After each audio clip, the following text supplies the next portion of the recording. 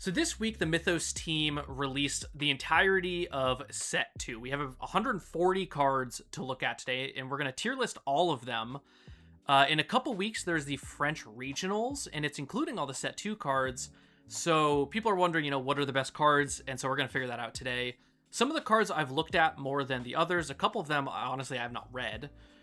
So we're going to kind of just wing it. There are a couple real standouts that I'm going to talk about for a while, but we're going to start with the missions, then we'll look at the commons and uncommons, then we'll look at the rares, then we'll look at the secrets, and then of course we have the new card type of attachments that we'll look at as well. What's up, Shamanti? It's 5 a.m. for you, Vax. Oh my gosh, dude. You gotta go to bed, man. This'll be posted afterwards, dude. It's okay. I appreciate you being here though. Let me just move my chat closer so you guys don't see the side of my face this entire time. Cool.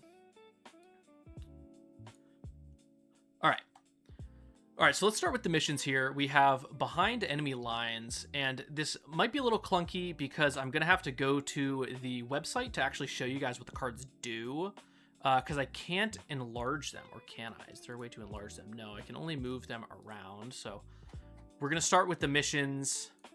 And we'll start with, what is the first one? Behind enemy lines. So, behind enemy lines is 3 mission points, and when you score it, the opponent must draw a card. So, obviously, this is scored for a decent amount of points. So, if you win this, you do get a lot. I think in the first set, the only mission that actually scored 3 was Bring It Back.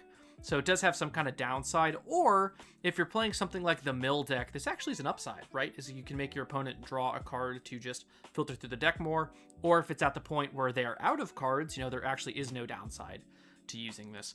I don't think there's a big use case for this outside of the mill deck. I guess I probably should have established what the tiers do first. So S tier is going to be cards that are just, you're going to see in pretty much every deck. Cards that are just going to be played almost no matter what their synergies are. There's like individually strong, or their synergies are just so powerful coming into this that they warrant their own like god tier. You're going to see them every time you play an event. You're going to see them multiple times. A tier are things that are a little bit more synergistic dependent. So if something is really hot with attachments, for example, and it's like the best card of the attachments, it can go there.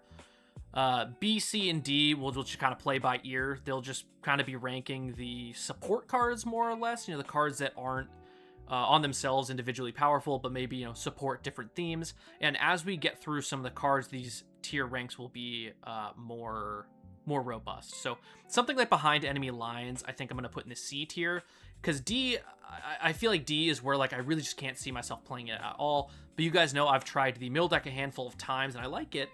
I don't know if there's any more cards that will play into it in this set, but it does have an application and it can slot right into the deck. So the second card we have is Sabotage, which is another mission.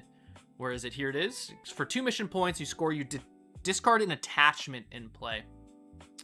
This is going to be really interesting. I don't know how rampant attachments are going to be. If attachments are really good, this could end up being a really good mission, but it really depends on how people build their decks and if the attachments ends up actually making an impact. I'm probably going to put it into C tier as of right now because the meta needs to develop before we know if it's good or not. I don't think it's going to be. After I've looked at all the attachment cards, I don't see myself playing them quite consistently, and I don't think people are going to play this in their decks over something else that positively impacts their strategy. Actually, saying that out loud, I think I am just going to move it to D tier. It's something that I think could move to C tier depending on what we see, and over time it could end up being better, right? As different sets come out and we get more attachments, maybe there are some broken ones that this ends up actually being good and something you want to fight for, but as it stands, I don't think so. And then the next card is Team Training. So for 2 mission points, it has main constant. If you have exactly 3 non-hidden friendly characters in this mission, you have plus 5 total power in the mission. So if you guys saw my first video I played with the set 2 cards, I actually played this card. I think, sorry. It's a little spoiler. It's in the second video with set 2 cards that I'm going to release. So I have tried this on the sim a little bit in decks that are really synergizing around the duel mechanic, where there actually aren't all that many different characters because you need 2 different kind of characters in the mission. So there's a lot of repeats. It was actually pretty powerful. So like I was trying to make the new Naruto and Sasuke secret rares that we'll see later work. And so I played a lot of Naruto's and Sasuke's naturally. And so I was able to naturally have a Naruto, a Sasuke, and then one other thing that made this really good. I do think it's good. I do think it requires some intentionality behind it because your opponent just as easily can use it. I'm going to put it into C tier because I do think it is powerful. And I do, see people playing it. I do foresee people playing it. Next is King of the Hill. So for 2 mission points, it has, before determining power in the mission evaluation phase, the character with the unique highest power in this mission has +3 power. So King of the Hill is kind of a good name for this. The rich get richer. If you're playing individually high powerful characters, this is pretty good. If you're playing something that's maybe more low to the ground, something like the Sonic Bomb, where you don't have like one thing that really pops off in the power, not so much. I can't think of a deck that would gamble on this as of right now. Maybe there's a way to abuse the Ninetales and the One-Tails from set 1 that have individually high power, or something like playing Jorobos could make it useful, but that kind of seems like overkill considering the Jorobos are already good. I'm going to put this in the D tier. I don't think it's actually going to be that good, especially compared to a lot of the other missions. Next is Honorable Duel, which is, I love the art with Ino versus Sakura, but this is also 2 points, and if you have exactly 1 non-hidden friendly character in this mission, they have +4 power. This is pretty interesting. I think there will be applications for this. Again, if you have like individually powerful characters, that's good. But also if you are playing a deck that you overload missions early, and this isn't one of your early missions, it could actually play in your advantage. If you play something like the 2-cost Sasuke from set 1 that has 4 power, and then you just have this in the mission, he'll have 8 power for 2 chakra. And then your opponent needs to deal with that. They might have to invest more chakra. But I do think this one could appear here and there. I would probably put it at like between C and D, but I could see it being decent. I'm kind of firing through these missions because in my opinion they're kind of the least interesting of the cards, but we'll start with them anyways. Reconnaissance is the next one with 1 mission point. With score, look at a hidden character and then you may move them. So this is really interesting because if we remember back to set 1, there's a mission that you just get to move a friendly hidden character. This one is a little bit more than that. You can look at your opponent's hidden character or your own, and then you may move it. So it's actually pretty powerful. I like this. I don't know exactly what deck I would put it in, but I could see it being a good kind of control piece, especially if you're hiding characters with things like Kiba or something like that. You could just move them around.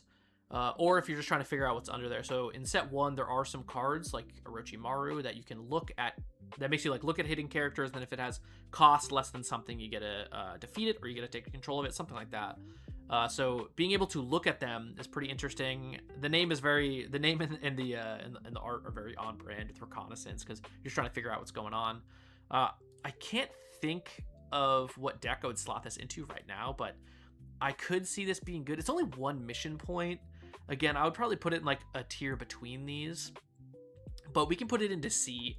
And also like these are all malleable, right? As we see the cards, we might see something be like, holy crap, that definitely changes my ranking of that card. So we'll just, we'll roll with them as we go. Next is Burst Terrain. I played against this card on the sim recently, and it was really cool.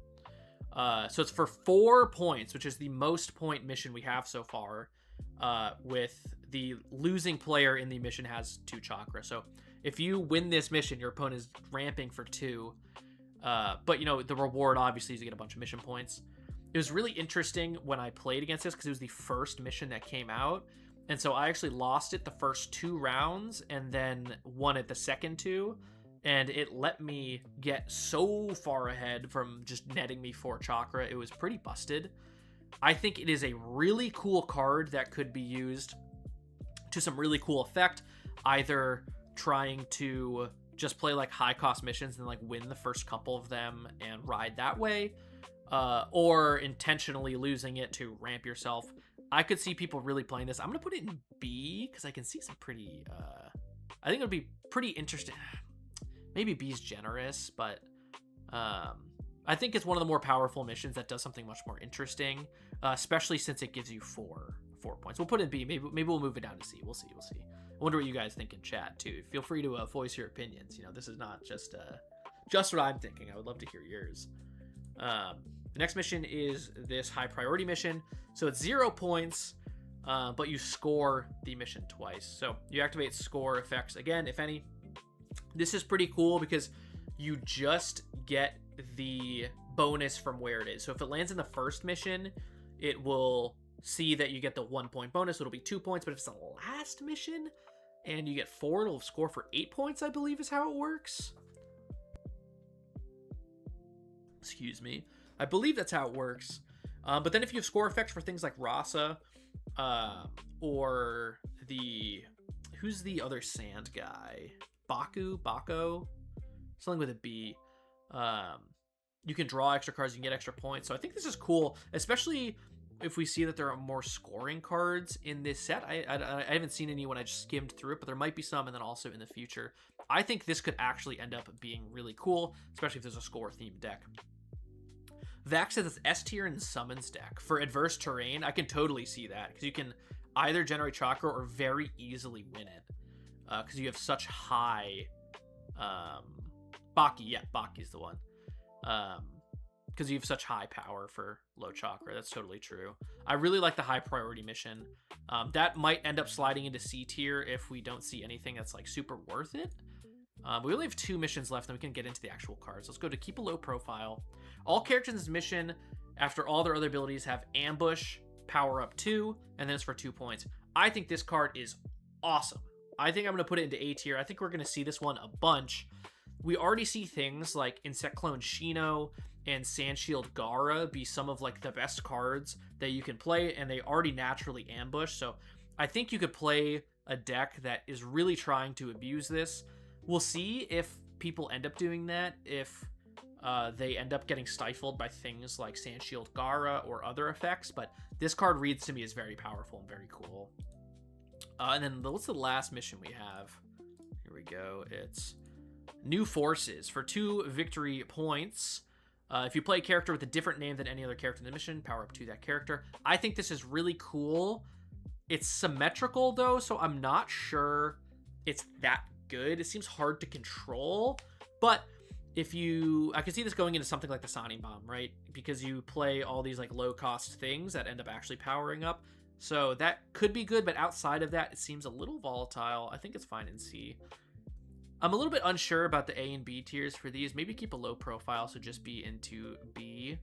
That can maybe bounce around. Let's see if there's any more like hitting cards to abuse, like Insect Clone Shino or Sandshield Gara.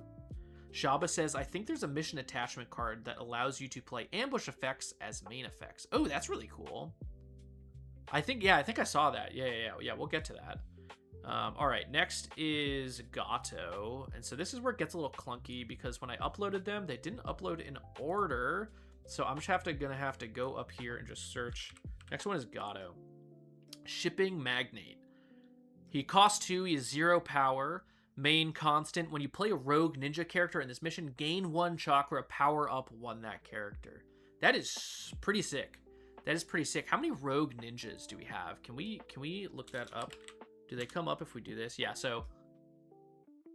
Wow, Haku. Okay, the Itachis. There's the Demon Brothers. And then what about from set 1? Set 1, Rogue Ninja. Obviously, Zabuza and the Itachis. Okay, so this card could end up being really cool. This card could end up being really cool if there's a dedicated Rogue Ninja deck. Gaining 1 chakra and powering up 1 is awesome. For only 2 cost and 0 power. Now, he is easy to remove. I think this could be a really cool engine card. I'm going to put this in the B tier because there's just so much payoff and like constant effect you can get from him. Next is Tenzo. It's showing my... is his name not Tenzo? What is this guy's name? Why can't I see the image? Alright, hold on. I would have literally put money on his name being Tenzo. Hold on, where is he? There's like not an easier way to do this, unfortunately. Tazuna. Okay, it's Tazuna. Sorry. Tazuna is A 2-cost, 0 power again.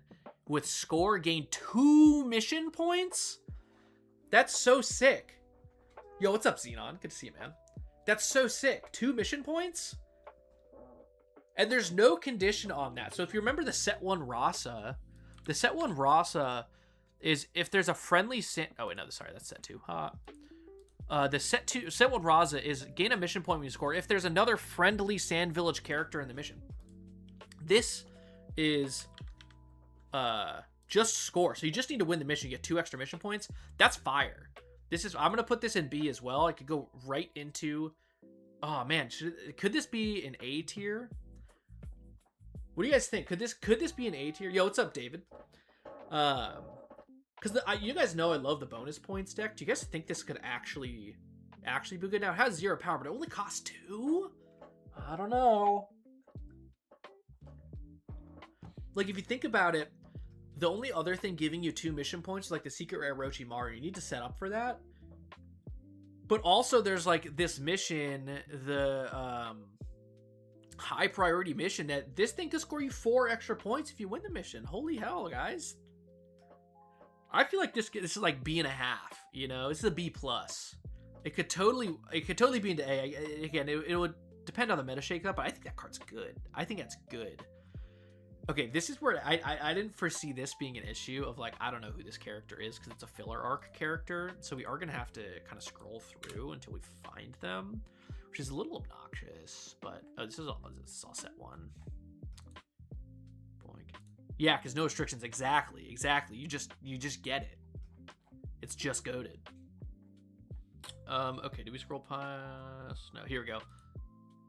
Kujaku, the 4 Celestials. So for 2 cost, it has 2 power. It's a Village of Artisans card, which is interesting. It's a filler arc, but I do like that we're doing filler arcs in this game because there are some filler arcs that I really like. And it also means we will get Mecha Naruto at some point. So there's we get to look forward to that. So this has main instant return the topmost attachment in your discard pile to your hand. So the Village of Artisans obviously is going to center around the equipment. I don't know how good this one will be. It's the topmost, so you don't get to put any one of them, and it needs to be in your discard pile. So you need to do something like play the Leaf Medical Core Sakura to get stuff into your discard pile. I don't know how realistic that is.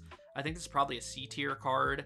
The equipment cards, again, haven't impressed me from what I've seen.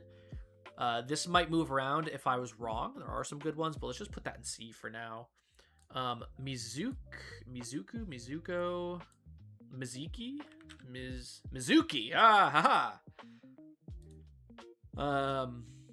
jealous and sadistic tuning. 3 cost, 3 power. Score, you must hide a friendly character in this mission. If able, if you do so, gain 1 mission point. Okay, interesting. So this is closer to the Rasa, right?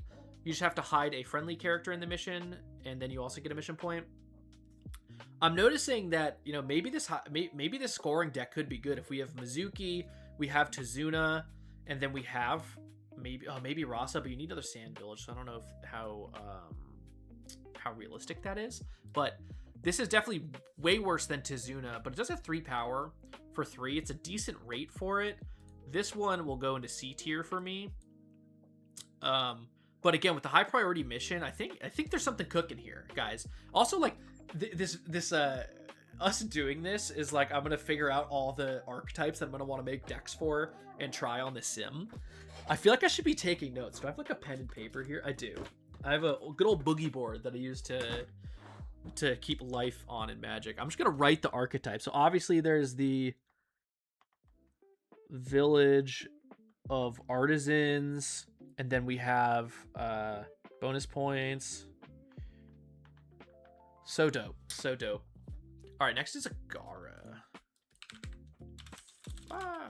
Gara. It's Giant Sand Burial. So this is actually a card that's also the gold card, which is really interesting because it's an uncommon. It's an uncommon that is a gold card, which is, I think it's cool, and I think it's thematic with like the dual Kimimaru, but I don't know how you guys feel about that, the gold cards being uncommons and not like secrets or something like that. But this is a 4 cost, 4 power character. It is a jutsu character, notably for things like Insect Clone Shino. But you cannot Sand Coffin upgrade off this since it's a 4 cost. But anyways, that has dual Kimimaru. Defeat an enemy character with cost 2 or less in this mission. The main constant, when you defeat a non-hidden enemy character, you may pay 1 chakra and draw a card. This is fire, right? When you defeat a non-hidden enemy character, you may pay a chakra and draw a card. So if you have a bunch of defeat effects or something like Kimimaru's in your deck to get this dual effect off, you just got to start churning through them. Something that we didn't have in set 1 is a lot of like actual concrete draw engines. So this definitely is really good. I think this is going to go into A tier. It's an uncommon too, which is dope. But I think people are going to use this to draw like 3 or 4 cards a game, right? Because also if you like Rasengan someone, you can pay 2 chakra, draw 2 cards. So if you like hide or intentionally ramp in the early game, in the last 2 missions, you might be able to just like draw a ton of cards and blow things up. Yo, what's up, Tarek? He said, hello, how long do you think I'll stream? By the way, I find the new sand deck insane and sound, obviously. Yeah, totally. I will stream until we're done with this. I have no idea how long that'll go. Sand will cook. Yeah, sand will cook, especially with the 3 cost Scar we'll get to in a second.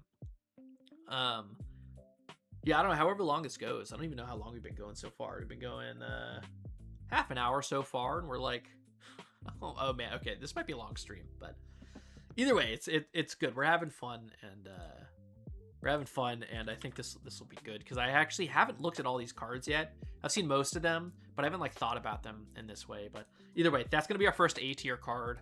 Let's look at Baki. 3 cost, 3 power, score, power up to a friendly Sand Village character in play. This doesn't impress me. Obviously, the score thing can synergize with the high priority mission, but I don't know. This doesn't do it for me. It needs to be played in an earlier mission to get the usefulness out of the power up as well. Maybe it's okay. I'm gonna put this into C tier. I don't see that being a big player in pretty much anything. All right, next we get to an Itachi. Everybody loves Itachi. That is true. All right, Itachi, Merciless Ninja. This art is pretty sick with the Sharingan. I'm sure in foil this will look really cool with the ring and the eyes, but 2 cost, 2 power, Rogue Ninja. First strike, you must hide a non-hidden character this mission with cost 2 or less. So that's really cool. It doesn't say an enemy non-hidden character, so it hides itself if there's nothing in the mission, or you have to hide something else you have. Maybe, and like that could even be useful if you have something like a Shikamaru and you want to draw an extra card, but other than that, you're just hiding one of your opponent's either scouts or low cost things. We'll see. I don't know if this is good. Maybe one of the other Itachis has an upgrade effect that I haven't seen that would be good to actually get off this, but this seems okay. Like, I think this could be like B tier, but it's probably between B and C, honestly, because things like the 1 cost 10/10 we'll get to and Tauntaun just like kind of brick it. Although, oh no, that's not true. You get to choose. Okay, yeah. I'll solidly put this into B because you get to choose. It's not the. Sorry, I was thinking like Kiba type effect. You get to choose. So as long as they have one, you get to hide it, and you could maybe abuse it on your own side. So I think that's comfortably B tier. I think it's comfortably B. All right, next is Ukon.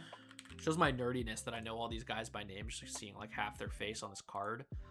Just getting into some of the Sound 4 characters. Sound 4 characters are lit in this, as you guys will see.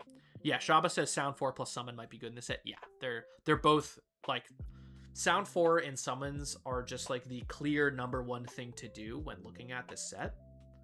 Let me just look at one thing. Cool. They're like the thing that jumps out to everyone. So this is a 2 cost, 3 power character with Ambush. Attach Ukon to an enemy non-hitting character in this mission. While attached, that character gets -5 power, and Ukon is treated as an attachment. Interesting.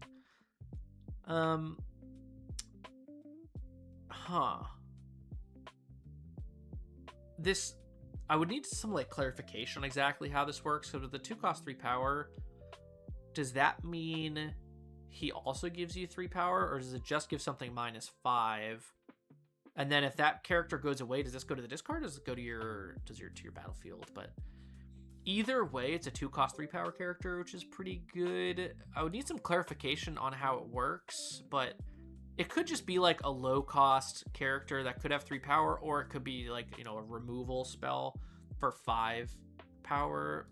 I think I'm gonna put this in a C. I don't know if this is actually good. I don't know if that's actually good. Open to your thoughts in the comments, obviously. Tarek says, the new 4-point mission that gains 2 chakra is, besides tuning exam, one of the best missions for Sound 4 because all the power-ups you lose at the end, so you win and gain. Oh, interesting. Oh, that's so interesting. Yeah, because if you power up your characters with the adverse terrain, the power-ups leave at the end of the round, then you gain chakra at the beginning of the next round, so you would actually get the chakra buff. That's cool. Vax says, oh, okay, this was already, okay. The Ukon was already discussed. It attaches to an enemy, you ignore Ukon's stats, and just give the enemy -5 power. Okay, yeah. Yeah, I don't think the card's very good. Maybe there's some upgrades coming that could, that this could be good as like a low-cost one with like, you know, the possibility that you use it as a -5 power thing. All right, the next one is a Kidomaru. East Gate of Sound 4. 3 cost, 3 power. Main, this character costs 1 less for every friendly Sound 4 character in this mission, and then first strike, move a friendly character in play. You'll see this templating for a lot of the Sound 4 cards. These are awesome. These are going to go into A tier. All of these are good. Especially, I mean, you think about, you know, you have 2 Sound 4 characters in a mission. This just costs 1, and it's 3 power. You can upgrade all of the busted Sound 4 character upgrades off them, and then they all have this first strike ability. Pretty much all these are going to go into A tier, and then you're going to move something around. Totally, it's awesome. And then, of course, we have Kimimaru. 1 Sound 4 or easy sack on draw or disrupt enemy. For what? Kimimaru 7/9, and this is him in like his first curse mark state. This looks so cool. He's a jutsu character. When you pass, you can defeat this character, defeat enemy non-hitting characters in play with a total cost of 5 or less. Dual Gara main effect. Instead, the cost limit is 7. This is like I think one of the game designers, Marcelo, said this in the Discord, but this is like the first like kind of sweeper we have, right? Is you can pass, like, let's say you have a Gara in this mission, you can pass, just blow up 7 cost worth of things on your opponent's side. And if they have things like Tauntaun's free, if they have things like Shikamaru's and 10/10s or whatever, you can blow up a bunch of them at once and deny them a bunch of chakra for this one card. This seems pretty cool. I think people will find really creative ways to use this. I'm going to put it in B right now, because there is a chance that it just ends up being unplayable, but Gara is a very popular character just from all of his effects, so I don't think the duel is out of reach to do this, especially with things like Sand Coffin, is you can already blow up their hitting characters, and then this takes care of non-hitting characters, and then there's out tons of chakra. I think that's pretty cool. Next is Aruka. I love Aruka as a character. Let's see if we can get some love here. 3 cost, 3 power. If there's a friendly Naruto Uzumaki in this mission, chakra +1. I don't know. Ooh, KL says the Kimimaru and Kidomaru always mix me up. The Kimimaru, can kill a 3 and a 4 cost Tsunade. That is so true. And then they don't go back to their hands and they don't generate any chakra. That's really interesting. This Iruka I don't think is very good. I know that there's a rare Iruka, so he might have some kind of upgrade effect that makes him good. We'll see, but as for right now, it's just really anemic. What's this guy's name? Something with a G, right? It's like Genma. Yeah, Genma. So smart. 4 cost, 4 power, special Jonin.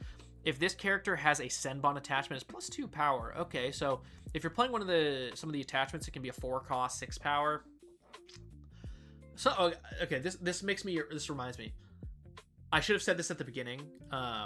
All of my analysis of these cards is for constructed, because what I was gonna say is this could be a really good draft card if you drafted a Senbon attachment, because like a 4 cost 6 power is a pretty good rate.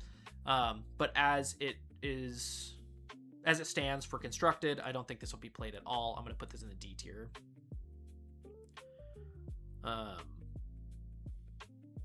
Yeah, anti-meta says if Naruto center deck turns up, that Aruka will be good. Can be. Yeah, that's why I think I put him into C instead of D, whereas like D, I really don't think things will see play, and that Genma definitely falls. All right, the next card is one of the Artisan Village cards. It's Suiko. Shaba says Rare Iruka works well to new Naruto. Yeah, we'll see what the Rare Iruka does soon. I actually haven't read it yet, so. This is the 2 cost, 2 power Village of Artisans card again. Look at the top 5 cards of your deck. Choose and reveal a weapon or armor attachment, then add it to your hand. Put the other cards on the bottom of your deck. If like an attachments deck ends up being good, this is awesome. I think this will be like really good. You can look at the top 5. You can grab one from it. I think I'm going to put this into the B tier for now. I would put it into the A tier if I was confident that an attachments deck was actually gonna like cook, but I don't think it particularly will. If I get convinced otherwise as we scroll through this, I'll move it, but yeah, and like it's hard to gauge like the futureness of it, because as they print more things in the future, obviously this card could end up being really good. But for right now, I think B is fine for it. Next card is whatever character that is, Ryugan. This character looks pretty cool. I like that little dagger. 2 cost, 2 power again. Are all of them? Yeah, all of them are 2 cost, 2 power. With ambush, move a character attachment and play. Like it could synergize in the Village of Artisans deck, but so far I think that's like borderline on. If you're playing a attachment deck, I could see you playing 1 or 2. We could put that in C tier, but like I would almost put it in D tier. But I definitely could see a case where you have something with it, right? I can't wait to try out this deck with characters I've never seen before. Yeah, right. Yeah, the first time I watched Naruto, I did watch it like all the way through, like with all the filler, but that was like years and years ago. I've watched it all the way through, I think 3 times since then, and I just skipped all the filler, other than the Mecha Naruto. The Mecha Naruto and the Gurren arc with the One Tail, those ones I really like, so I'll watch those. But yeah, I don't know who these characters are. This next card is either an Akamaru or Kiba. I can't tell which one it is. It is an Akamaru. It's a cool pet deck. Yeah, and that's something that I love. Like, I'm a big pet deck guy, that I really hope people develop things like that. And I hope the playstyles are rewarding people for having those pet decks. Like they'll know exactly what attachments are in the deck. They'll know what the odds are at any given point of this card hitting. They'll know if they draw this card and then play this card to move it to it. It can be this mission. Like, there's a lot of play there that someone that just like masters the deck could gain a ton of points over someone. But anyways, the next card is Akamaru. 2 cost, 4 power. At the end of the round, you must pay 1 chakra or defeat this character. Okay, interesting. This is a really interesting card. Really interesting design.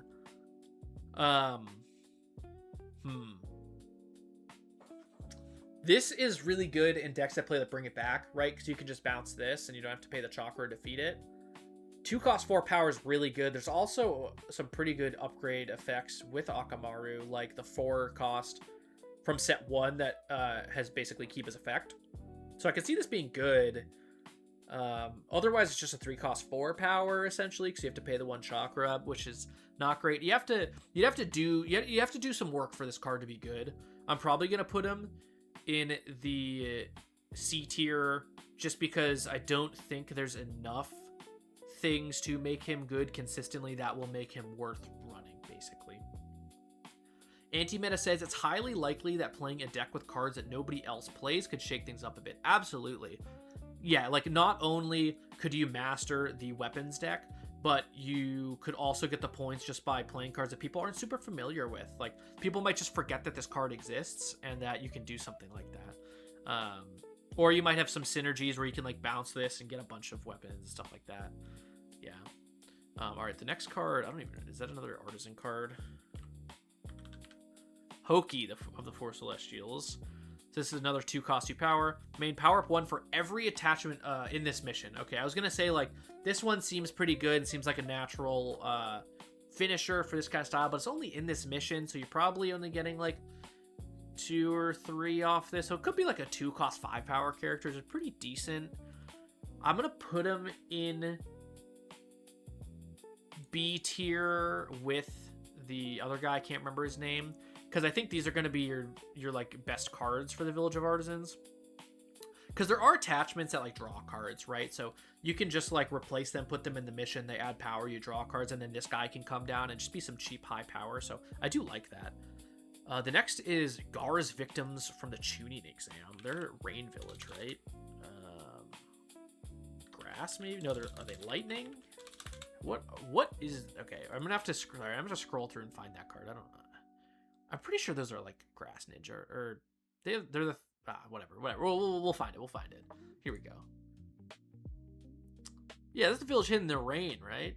Why are they independent? Oh, okay. All right, sorry. Okay, the name of this is Shigure, from the village hidden in the rain. I don't know why that makes them independent and not Rain Village. Like we have Leaf Village. That's very interesting. But 2 cost, 3 power, ambush power, extra X to the number of independent characters in the mission. Okay, that I can see like a theme happening with the independent characters, but I don't know if there's enough synergy for that to be good. 2 cost, 3 power is good, but there's nothing to upgrade off of him. Oh, but his ambush was like 3 costs. I think he's really bad. I think that's probably a D tier card. But again, if we find something else that like the independent ninjas actually end up being good, maybe it can move around. If it had a permanent effect rather than a power up, I'd say it was a good card. Yeah, that's true. That's true. If the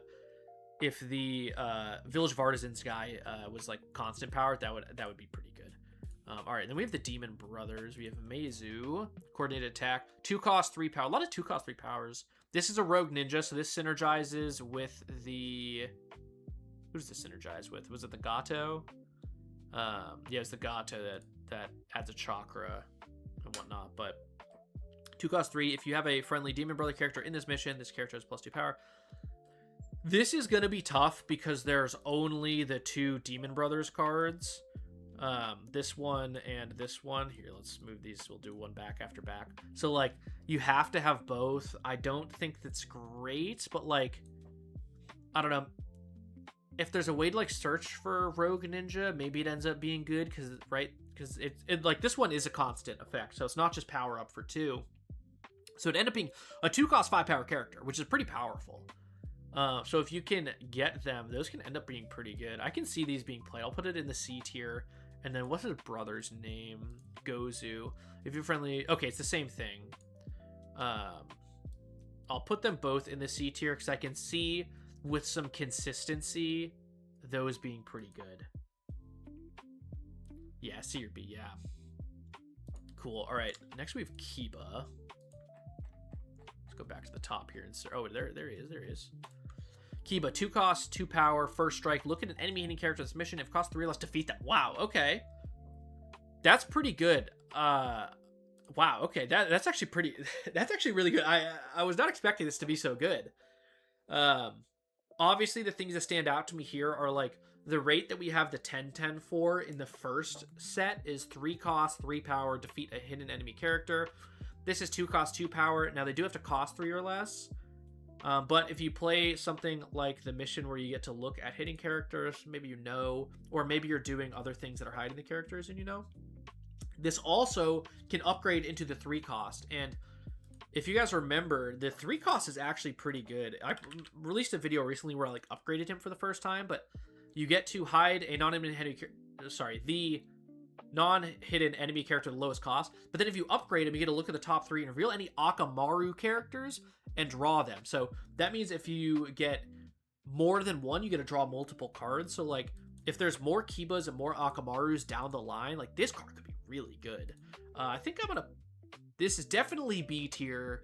This might cross into A tier, but I think it would need need a little bit more help, basically, from the other Kibas in the set, the other Akamarus. We'll have to take a look, but also because they have to cost 3 or less, and if the hidden card doesn't, it doesn't do anything. It just literally doesn't do anything. So I'm gonna put it in B tier for now. That one's definitely up for debate. I have no idea who this grandma is by name, so we're gonna have to scroll through and find her.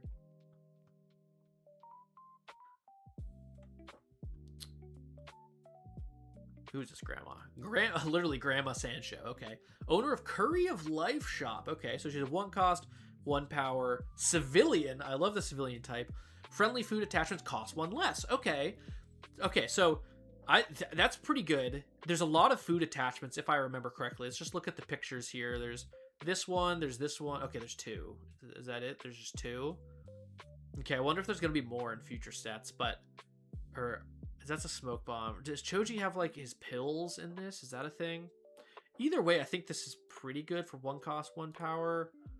I'm gonna probably put this in the C tier for now until we get to the food attachments, and then let's take a look after that.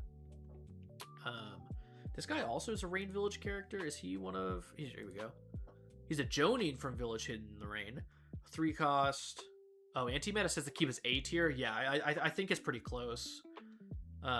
This is AO something, Jonin from the Hidden Rain. 3 cost, 3 power, Rogue Ninja. So does trigger Gato.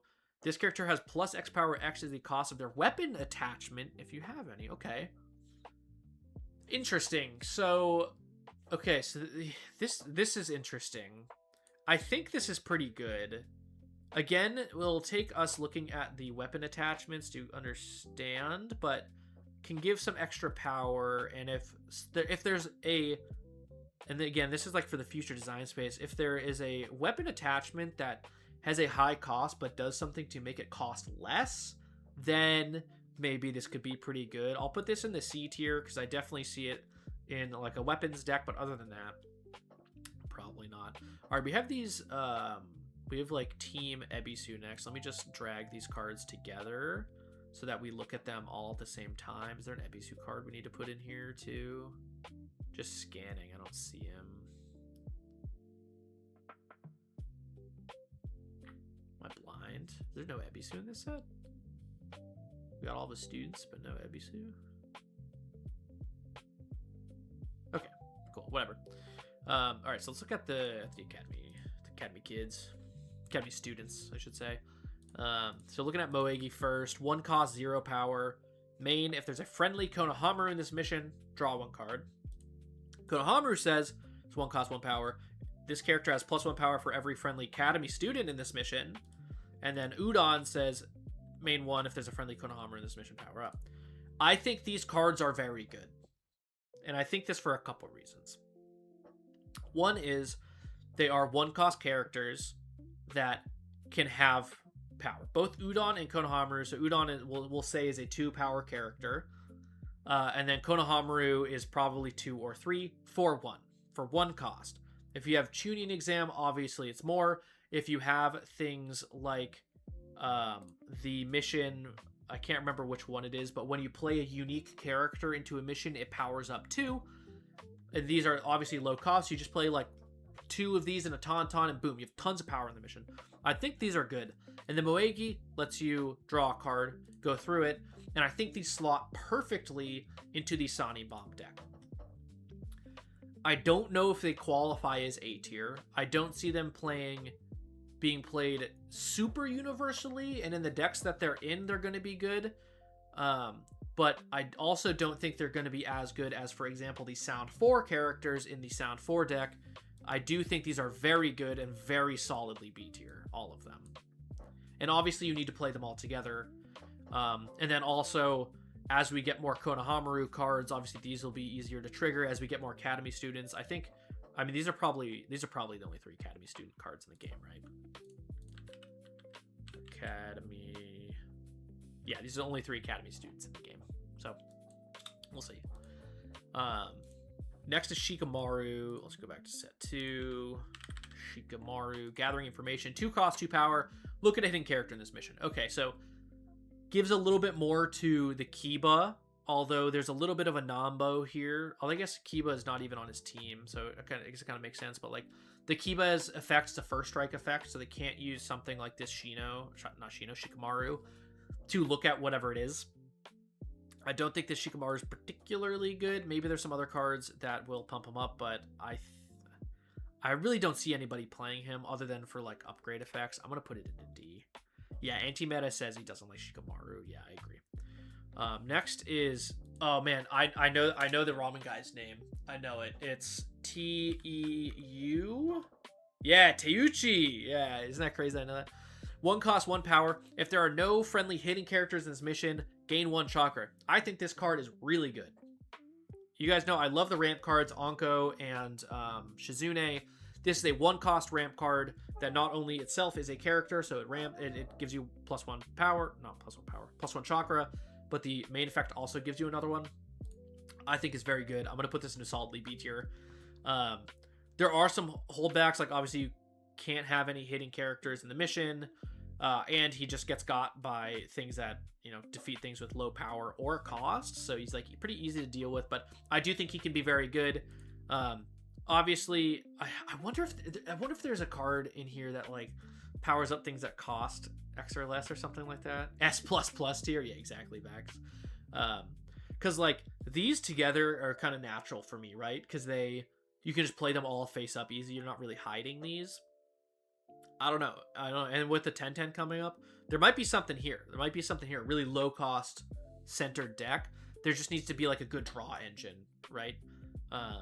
And like unfortunately this Gara isn't the draw engine we're looking for, but let's move on and we can come back if we see something that works with it. We've got another partisan card, right?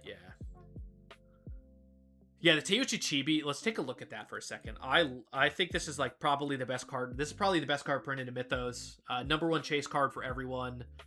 $1 million for a set of them. Yeah. Wait, this is weekly tournament on it. This is okay. This is not that one's not going to be a box topper. I just realized that there are chibis in here. Can I search this by chibi? No, I can't. I just noticed that there are chibis in here with the tournament stamp on them. I didn't see those before because I know that there's a box topper ones, but it looks like some of them might be tournaments.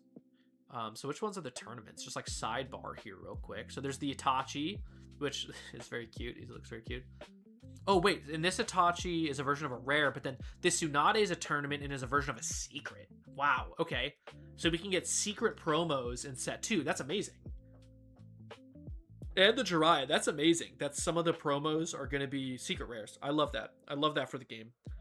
And then the Kakashi secret as well, which, dude, this Kakashi, we'll get to the Kakashi when we get to it. But it looks like, wait, okay, so I missed some. Let's see. I missed obviously the Teuchi. Is there any other? Or I guess we just need to scroll. See if we see any other promo ones. I mean, that's like literally number one chase, right? Okay, I think that might be the only tournament chibi. Dude, imagine we got like a chibi version of this sexy jutsu. Oh, there is an Ebisu. I was gonna say the sexy jutsu Ebisu. That's funny. Anyways, okay. Sidebar done. Back to the regularly scheduled content. Let's look at the Artisans card. Samai, the ultimate weapon reborn. 4 cost, 4 power, Village of Artisans. Main instant, you can move any number of friendly attachments and play to this character. Main constant, this character can have more than one friendly. Okay, interesting. I don't know if this card's very good. You just get to soup up one guy. It could be good to spike a mission, right? Because you can do it you can take things from other missions. And then not only does it power up this guy, but then if you have a bunch of equipments in one mission, the guy that powers up for each one could be good. This is like, it's good in the equipments deck, but I think these guys are probably better on the whole for equipments. I think that one's going to be C tier. Like, you'll play it, but I think these have much more future-proof potential. Next is, Zabuza. Let's see what we're working with. Wait, is that not a Zabuza card? So is that a Ninja Hound card? Yeah. Ninja Hound Core, 2 cost, 0 power, Fanged Pursuit. It is a Jutsu card. Main, look at an enemy hitting character in this mission power up X, where X is the cost of that hitting character. Okay, interesting. We'll see soon with the Kakashi card that this will be good with it. Other than that, completely unplayable. Other than the Kakashi, it's completely unplayable. And I don't even think I think this is probably like the worst one to get off the Kakashi. I'm going to probably just put this in D tier.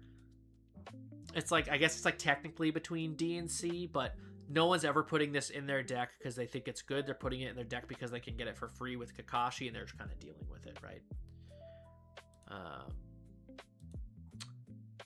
Yeah, when we'll read the Kakashi later, and you know, maybe I can be convinced to put it up to C, but we don't need to do it right now.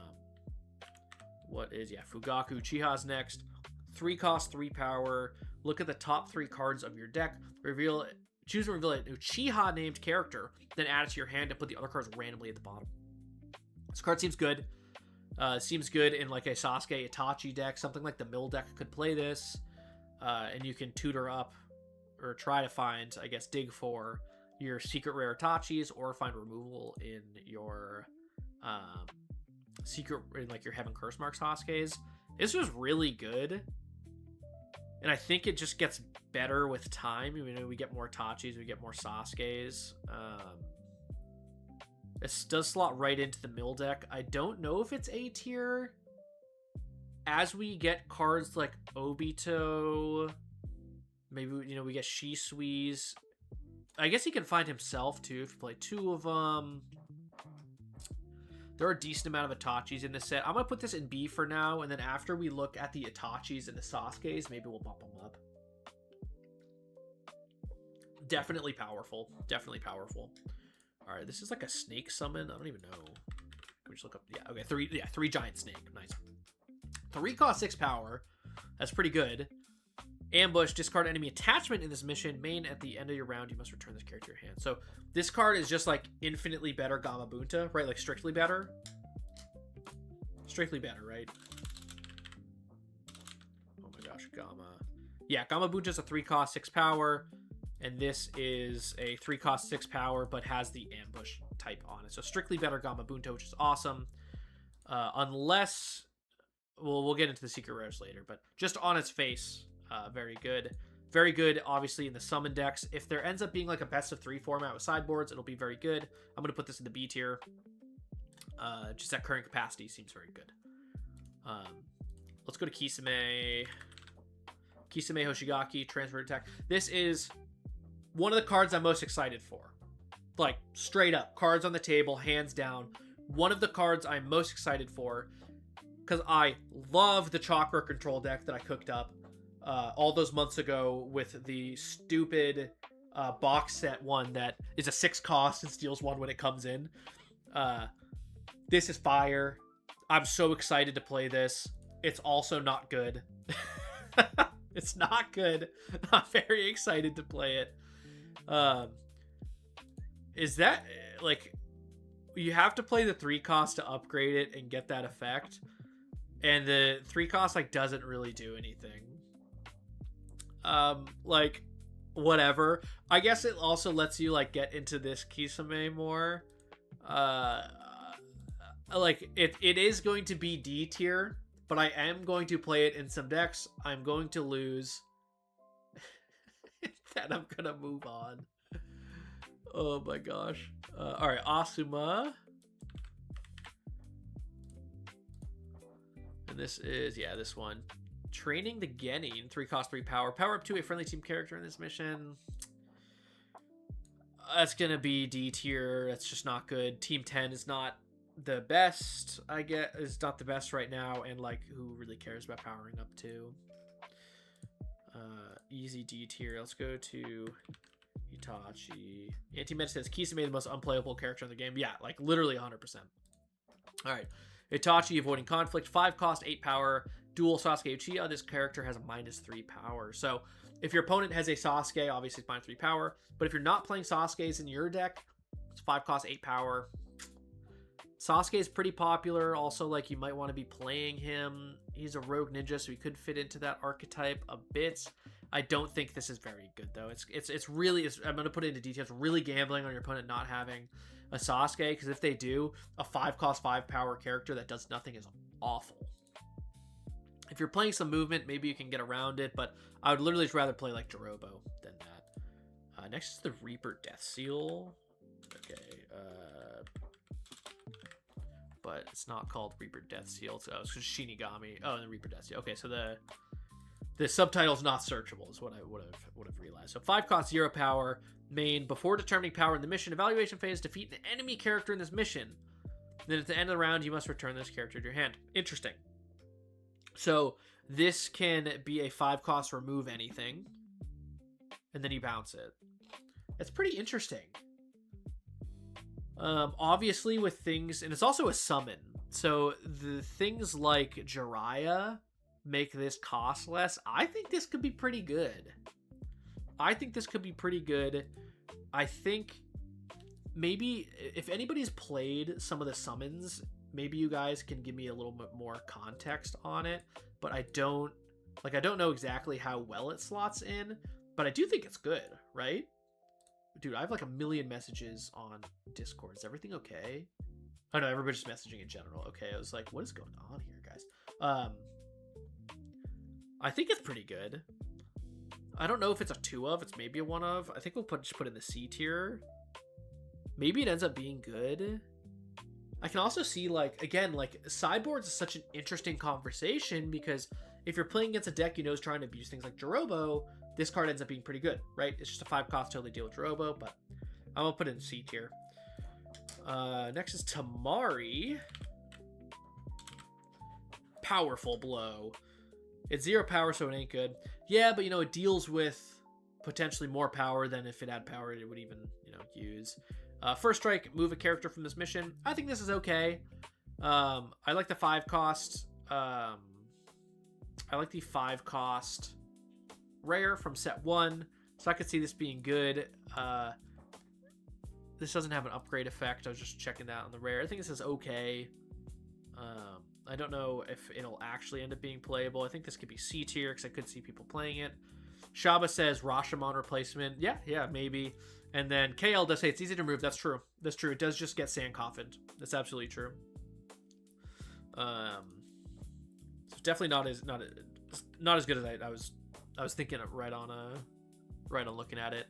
Next is Rasa, 3 cost 1 power. Friendly sandwich characters cost 1 less to play anywhere. That's awesome. I was thinking it was just in this mission until I got there. To play anywhere is really interesting, especially when we know that we have this powerful Gara coming up. We know Garas in the first set are powerful. I know that there is a... What is it? There's something else sand in this set that I think is good, but I can't remember what. I think this is pretty good. I think this is pretty good.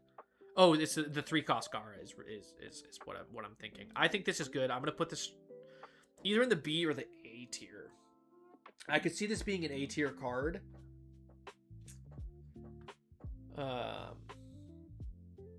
Because it does enable things card advantage wise with the 3 cost Gara end up being 2 cost to find a Sand Village character, but again, the draw engine needs to be there. But man, things like this Gara blowing up people like Tauntauns and Shikamaru. Sorry. With Sand Coffin blowing up like Shikamaru's, Tauntauns, 10-10s, and then this Gara drawing a bunch of cards off it, and then they all cost less. That's pretty good. That's pretty good. Anti-Meta says, John, the question is, in the Sand deck, would you play this Tamari or the one from set 1? That's a good question. I don't know. Both of them seem good. I guess it kind of depends. Maybe a split is worth it. But is this Rasa A tier? I could see it being A tier. It seems like a really strong candidate for a Sand deck. I mean, it can save, because like it's a 3 cost that could save you like 7 or 8 chakra over the game if you played in round 1. Like, I think that can be really good. I'm gonna put it in A tier for now. I think that can be really good. It does, you know, die to Sand Coffin, but you know everything does. Let's see what this Conqueror looks like. Full surprises. It's just a vanilla 2/3 Conqueror.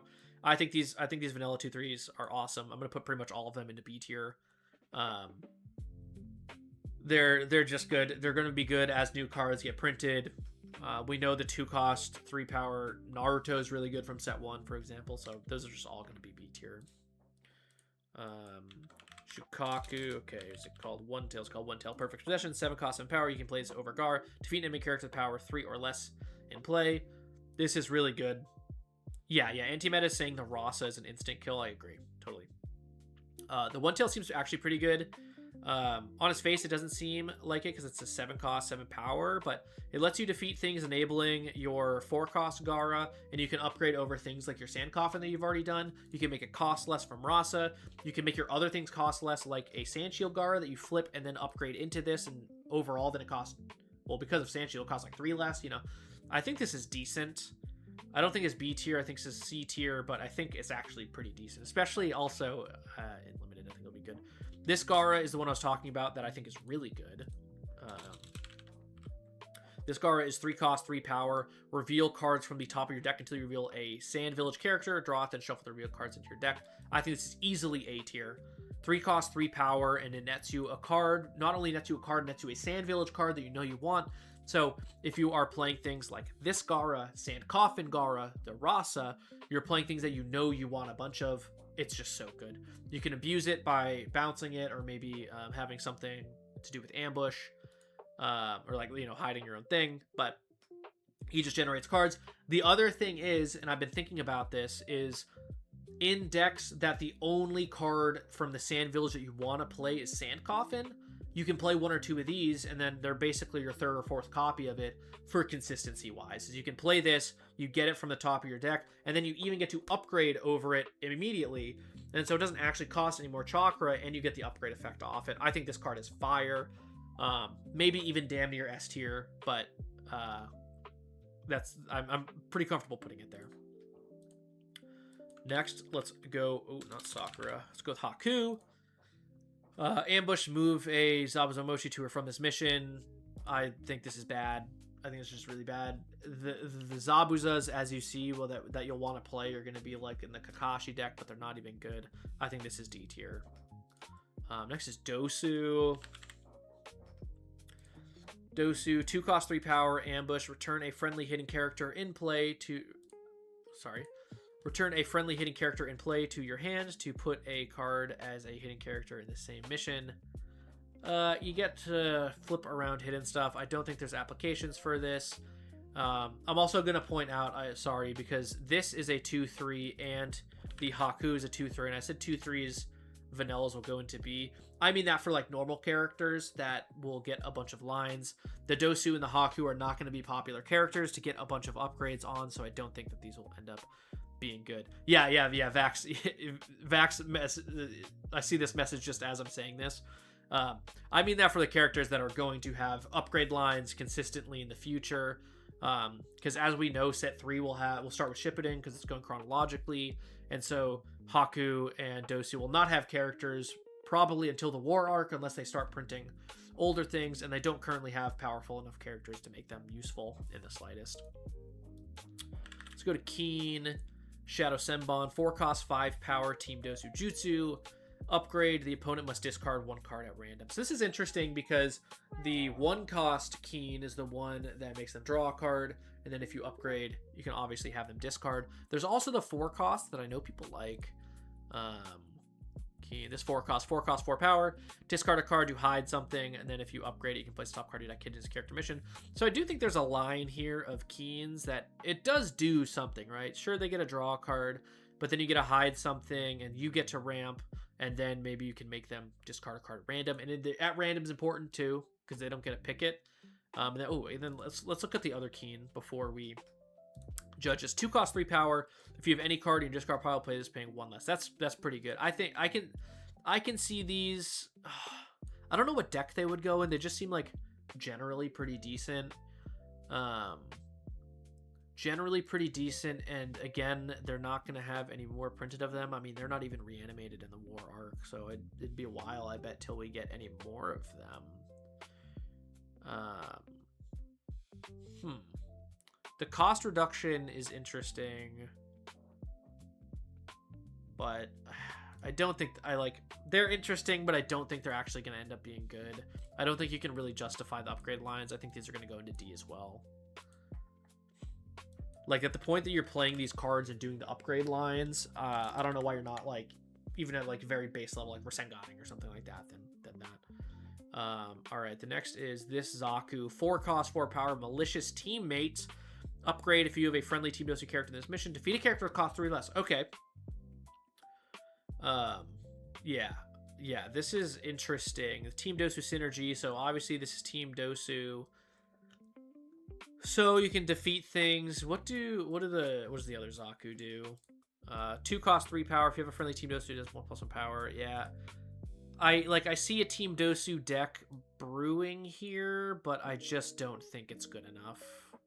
It just doesn't do enough powerful things. And is this just the one Dosu card? There's just the one in this set. Everybody else has 2 and he has 1. Oh, he is a rare. Okay, let's look at the rare. No, let's not look at the rare. We're not doing the rares yet. So as for right now, those will just stay there.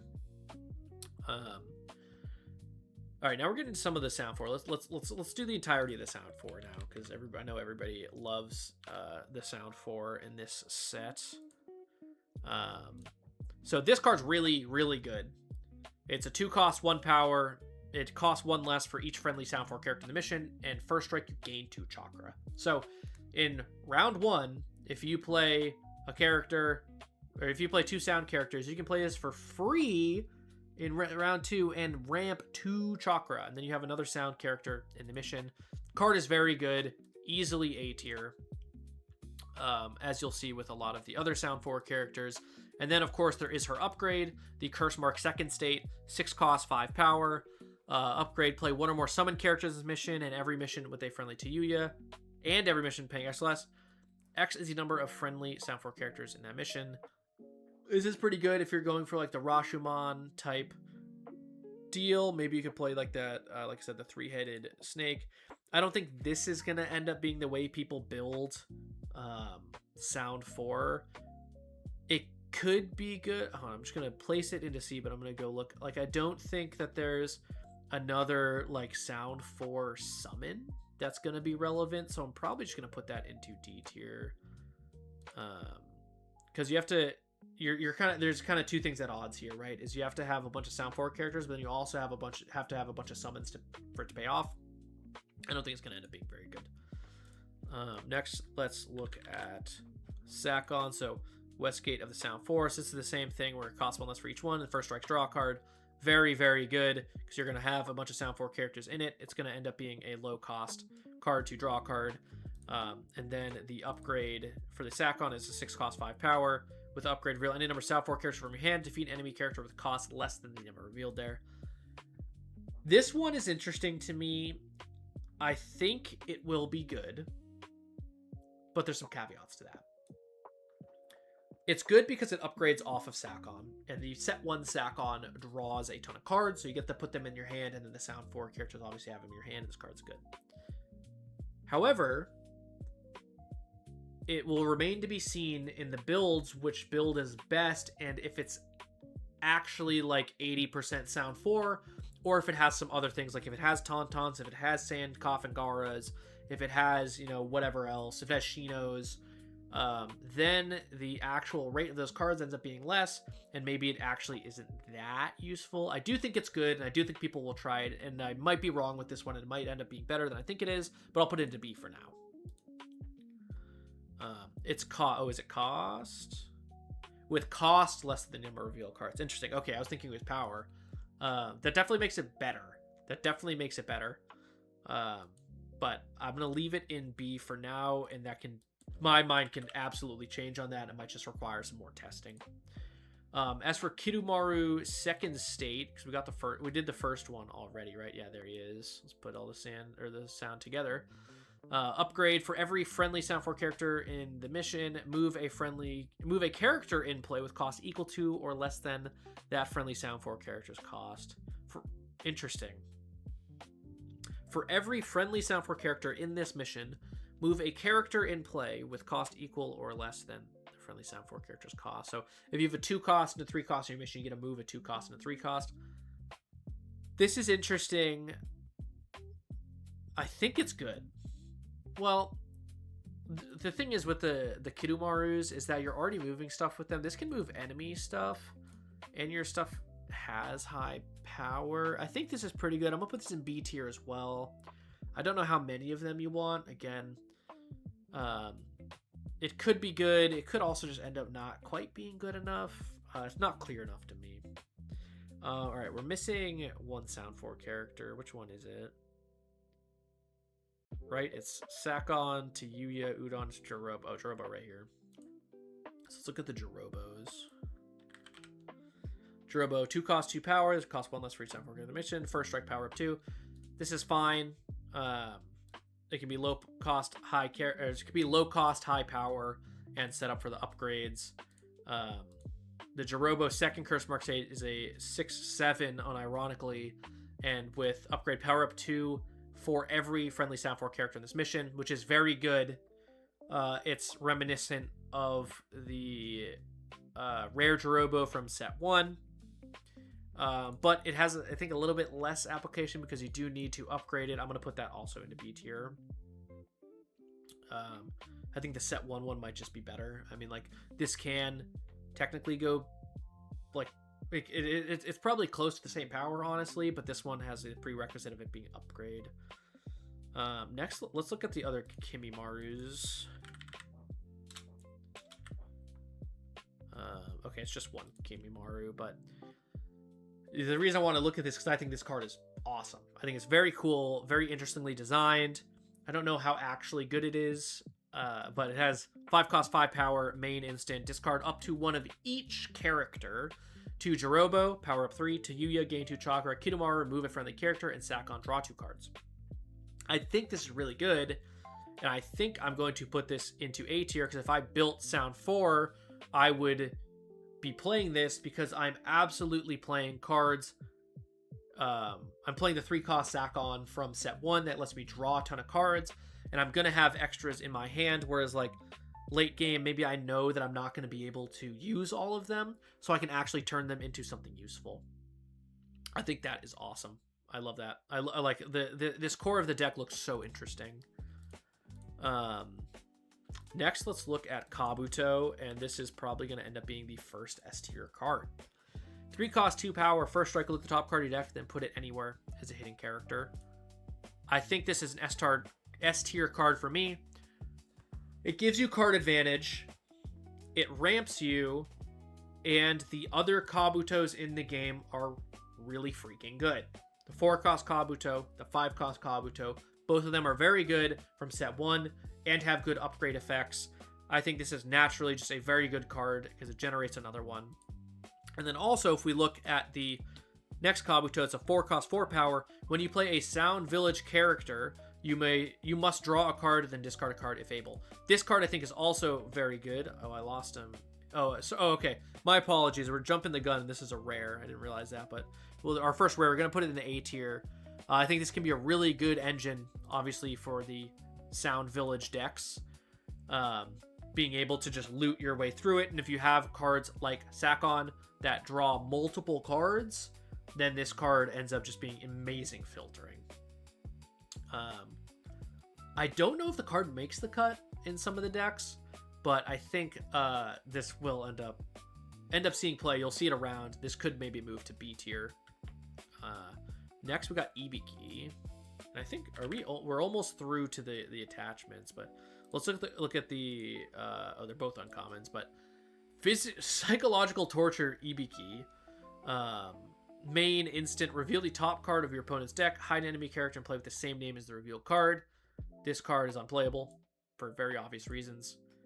And then the other Ibiki is a 3 cost, 4 power. Look at the top card of the opponent's deck. You may put that card on the bottom of their deck. Again, just like unplayable.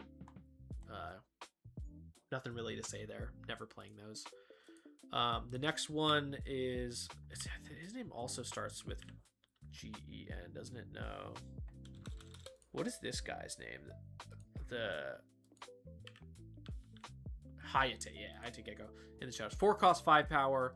Main, move a friendly hidden character from this mission. Totally unplayable. I'm never considering playing that card in my deck. Next, we have the 10-10s. This 10-10 is really good, and people have been talking about it a lot because it's very reminiscent of Tauntaun. Tauntaun being one of the best cards in the game. 1 cost, 1 power, first strike. Playing this card costs 1 less. So it's a free 1 power character if you play it first. It is not as good as Tauntaun because it has to be the first card you play in the game in the turn for it to be good, or for it to get its really good effect. Basically, it's still a low cost character that with something like Tuning Exam can be pretty good. I am gonna put this as an S tier card. Although I think there's some contesting things here. Sorry, let me take a glass of water. When people start building their decks with set 2, I think Shikamaru, Tauntaun, and 10-10 are going to be battling for spots as the scouts. Tauntaun, I think, will stay. Tauntaun's very good. And then I think you might need to make a judgment call or decide which one you like better between Shikamaru and 10-10. Some people don't like that Shikamaru doesn't always draw the card. There's been games where I've had 2 and I haven't drawn a card with them because I never had the edge, but I think that's going to be one of the great cards. Let's look at the other 10/10, which are 3 cost, 3 power. Main, when you put a weapon attachment on this character, power up 3. Upgrade plane attachment in this mission, paying 2 less. I think this is really good in the attachment deck. I can't remember who's saying it in chat. Maybe it was Anti-Meta before, saying they're excited to try an equipment deck with. I'm going to keep saying equipment as a Magic player instead of attachment. But when you play it, you power up 3. This is like one of your better bombs for the attachment decks. I think this will go into B tier because when you're playing these decks, she's definitely going to be in there. And then, it makes sense to play the first strike 10/10 with them. I think she's going to be pretty good in that archetype. Next, we have Neji. This is just the vanilla 2/3. We're going to put him in the B tier. I'd almost put him in the C tier only because his upgrades are not good right now. They're very situational. However, definitely in the future, he's just going to be better and better and better. I'm just going to put him in the B tier. Next, we have Red Eye Lady. What's her name? Kurenai. 4 cost, 4 power. Main, power up 1 every friendly teammate character in this mission, and then upgrade power up 1 every friendly... Oh, then you do it again. I think this card's good because if you remember to the set 1 Kurenai, she makes them cost 1 less. And then so you can play them all, make them cost less. Then you can upgrade off of this and power up 2 all the friendly teammate characters in this mission. It's pretty cool. I don't think a Team 8 deck is going to be like super duper powerful. So I'm just going to put it in the C tier because I can see people trying it. I can see it being cool. Maybe as we enter and ship it in, it's going to end up being a little bit better. But for now, it's just going to be there. Next, we have a vanilla 1/2 Rock Lee, which I'm going to put solidly into the B tier. Awesome card. The art is so good. Just when he, his loopy fist and he was like destroying everything. It can upgrade into other Rock Lees like the 4 cost one that'll power up 2 and then he doesn't lose the power tokens. Or the 5 cost rare from set 1 that lets you discard the top card of your deck and power up for that much. So he's pretty good, and obviously we will see a lot more Rock Lee cards in the future, but right now it's a 1 cost 2 power. So again, in like things like the Sani Bomb where all those low cost things ends up being really good, it could be good as long as we can find a draw engine for the deck. Next is the other Genma card. First Vanguard, 5 cost 2 power. This character has 2 power for every mission in play. So yeah, Vax says Rock Lee is an insane scout for having 2 power unconditionally. Do you think it goes into the A tier then? Do you think it's that good? Because right, it would be battling for something like the spot from the 10/10, which could be a 0 cost 1 power or something like a Shikamaru to draw. Do you think it could fit into the A tier, that Vax? Akamaru, but better. Yeah, that's true. The first set Akamaru bounced to your hand. Bounced to your hand at the end of the turn if you didn't have a Kiba. So this one is just like the vanilla stat line for that. But this Genma, I think, is unplayable. In the first mission, he's 4 power. In the second mission, he's 6 power. In the third mission, he's 7, and he's 9. I just don't think he's very good at 5 cost. I'm just going to put him in the D tier. I don't think anybody's going to be playing him. Next, we have Hinata. Chakra Control. We need to look at it. 2 cost 2 power if it's a friendly Naruto or Team 8 character in this mission. Plus 1 Chakra. Another Chakra ramp card. Pretty good. I don't think this will be played a lot because it is like conditional, whereas like things like Shizune aren't. But if you're playing things that upgrade off of Hinata, okay. I don't think she has all that great options right now. I know some people are playing a 1 of when the 3 costs from set 1 were good. This could maybe go into B tier. Let's take a look at her rare and see. Okay, it's not an upgrade effect, so maybe this moves down to C tier. Vax says he actually doesn't like Tauntaun or a 10/10. Funny enough, in testing, she's been very underwhelming. Interesting. Okay, I think it might be one of those things that like on its face it reads pretty powerful because it's reminiscent of something that we know is powerful, but then exactly in practice it doesn't end up being good. But yeah, maybe it doesn't end up being good, but I think like on its face, I'll put it there, and then maybe after testing, this list adjusts. That'd be kind of interesting, is doing a follow up to this in like a month or two after set 2 is settled, to like see what cards are like actually good and how close we were. All right, next is Shino. Froki says Forecast Kabuto is almost S tier. Yeah, I need to be convinced. I was doing some tests against it versus Xenon TCG last night, maybe the night before, and it ended up not being that good. Like it needs the raw card advantage to make it good. It needs those Sakons to draw 3 or 4 cards to make it really good. Otherwise, you're just like filtering to find one card, and then you're still just grasping at straws. And then, if I'm playing the mill deck, you might get dunked on. But anyways, this Shino's 2 cost, 2 power, ambush. The opponent must reveal a random card from hand if able. If it costs 4 or more, you gain 2 chakra. I don't think anybody's gonna be playing this because ambush is essentially 3 cost. I don't think anybody's gonna be playing that unless there's like some crazy upgrade, which again, this isn't an upgrade card, so it's not gonna be. Next, we got Asuma. Close range combat, 5 cost, 5 power, ambush, instant. If the strongest enemy character in play is present in this mission, power up 5, upgrade, repeat it. So you can be 15 power, but all the other Asuma cards are not good. He would cost 6 because you have to ambush him. I guess you would upgrade if you want the 15. I don't think Asuma's going to be good. Roki says Rasa's not that good. I've been testing a lot of sand, and it's super, super easy to remove. Not that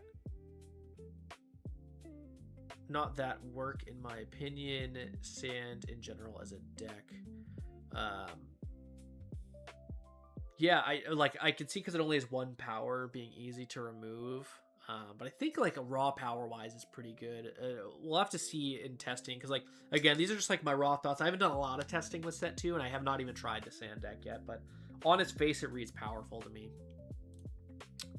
Next is Ino, natural leader, 2 cost, 1 power, main. If there is a friendly team character, team 10 character plus 1 chakra. She's not good except for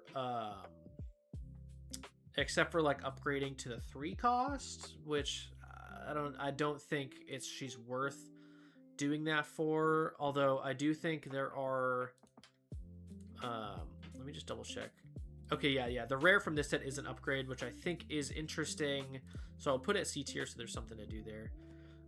Froki says Asuma is A to S tier. This one. I don't think that is true. Vax also says Rasa is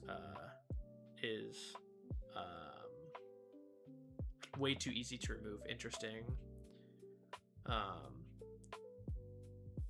Anti-meta says that Asuma is only useful if your opponent falls asleep while you're playing. Yeah, but also if you're looking to like use the upgrade effect, you're just putting like other D tier cards into your deck. Like it's just not good. All right, I'm getting a lot of feedback that Rasa is not good. Again, we put it there thinking like, oh, maybe we'll see something later on that will like keep it there. But I think you guys are making a pretty convincing point that it's not very good. I'm gonna move it down to B tier.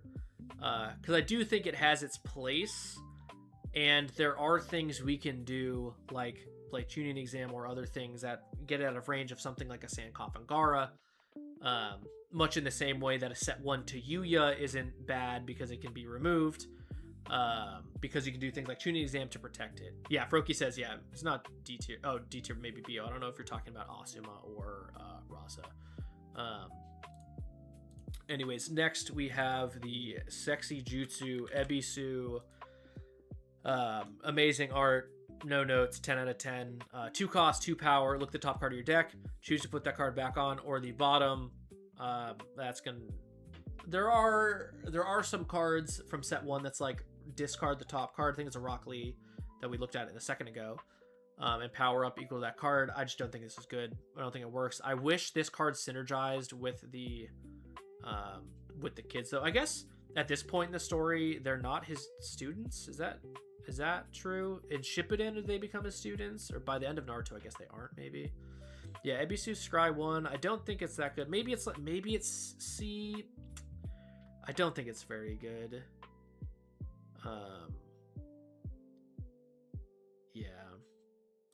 I'm just gonna put it D. I don't see anybody putting that card in their deck. The new Sakura I think is very interesting. 2 cost 2 power at the start of the round. Power up to a friendly Team 7 character in play. Obviously playing into the Team 7 archetype, but then also this ends up being an easier upgrade for something like the 4 cost Sakura and then the Secret Rare Sakura from set 1, which I do think is good.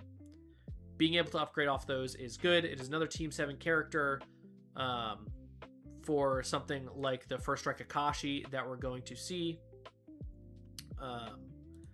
This is okay. I'll probably put it in like the C tier. I think it's just kind of fodder for other things. Froki says Scry 1 for 2 is not that bad. It's not that bad, but in Constructed, I just don't see people putting this in there. I just don't see people putting this in their deck. It's an Ebisu card. It's not like Team 7 synergy. It doesn't actually do anything. There's no other Ebisu cards to play off of it. I don't think anybody's going to be excited to put that in their deck. Choji Always Eating is a 2 cost 2 power. Main instant, discard a food card from your hand to gain 1 chakra and draw a card. You know, we'll see that there are some food attachments, but if you're playing those, you probably want to play them into, or if you're playing them in your deck, you probably want to put them into play. This could be used to filter out cards if, like, you know you have some bombs that aren't actually foods. I don't think there's any, like, impressive upgrade lines off of him.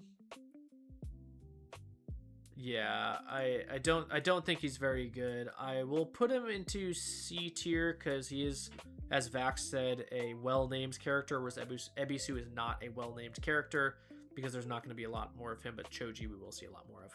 All right, this Kakashi I think is very good. Kakashi, 3 cost 2 power, first strike, play a Team 7 character, playing 2 less anywhere. You cannot play that character as an upgrade. So this card puts the Sakura we just saw into play for free. It puts the Sakura, the Naruto, and the Sasuke from set 1 into play for free. It can put other Kakashi to other places for free. Or sorry, not, it would be 1 because I guess the other cheap Kakashi is 3. I think this is definitely an A tier card. If you're playing ooh, Antimeta says S tier. I can see that. I can see an argument for S. Because if you're playing things like you're playing into like Rasengans and having curse marks, the value off this is so good. And notably, if you play it, you get the effect. You play the 2 cost Sakura from set 1, you draw a card because it's already there. Okay, we'll put that in S tier. I think that's a good one. Very, very good enabler. And ramp. All right, next we have Jiraiya.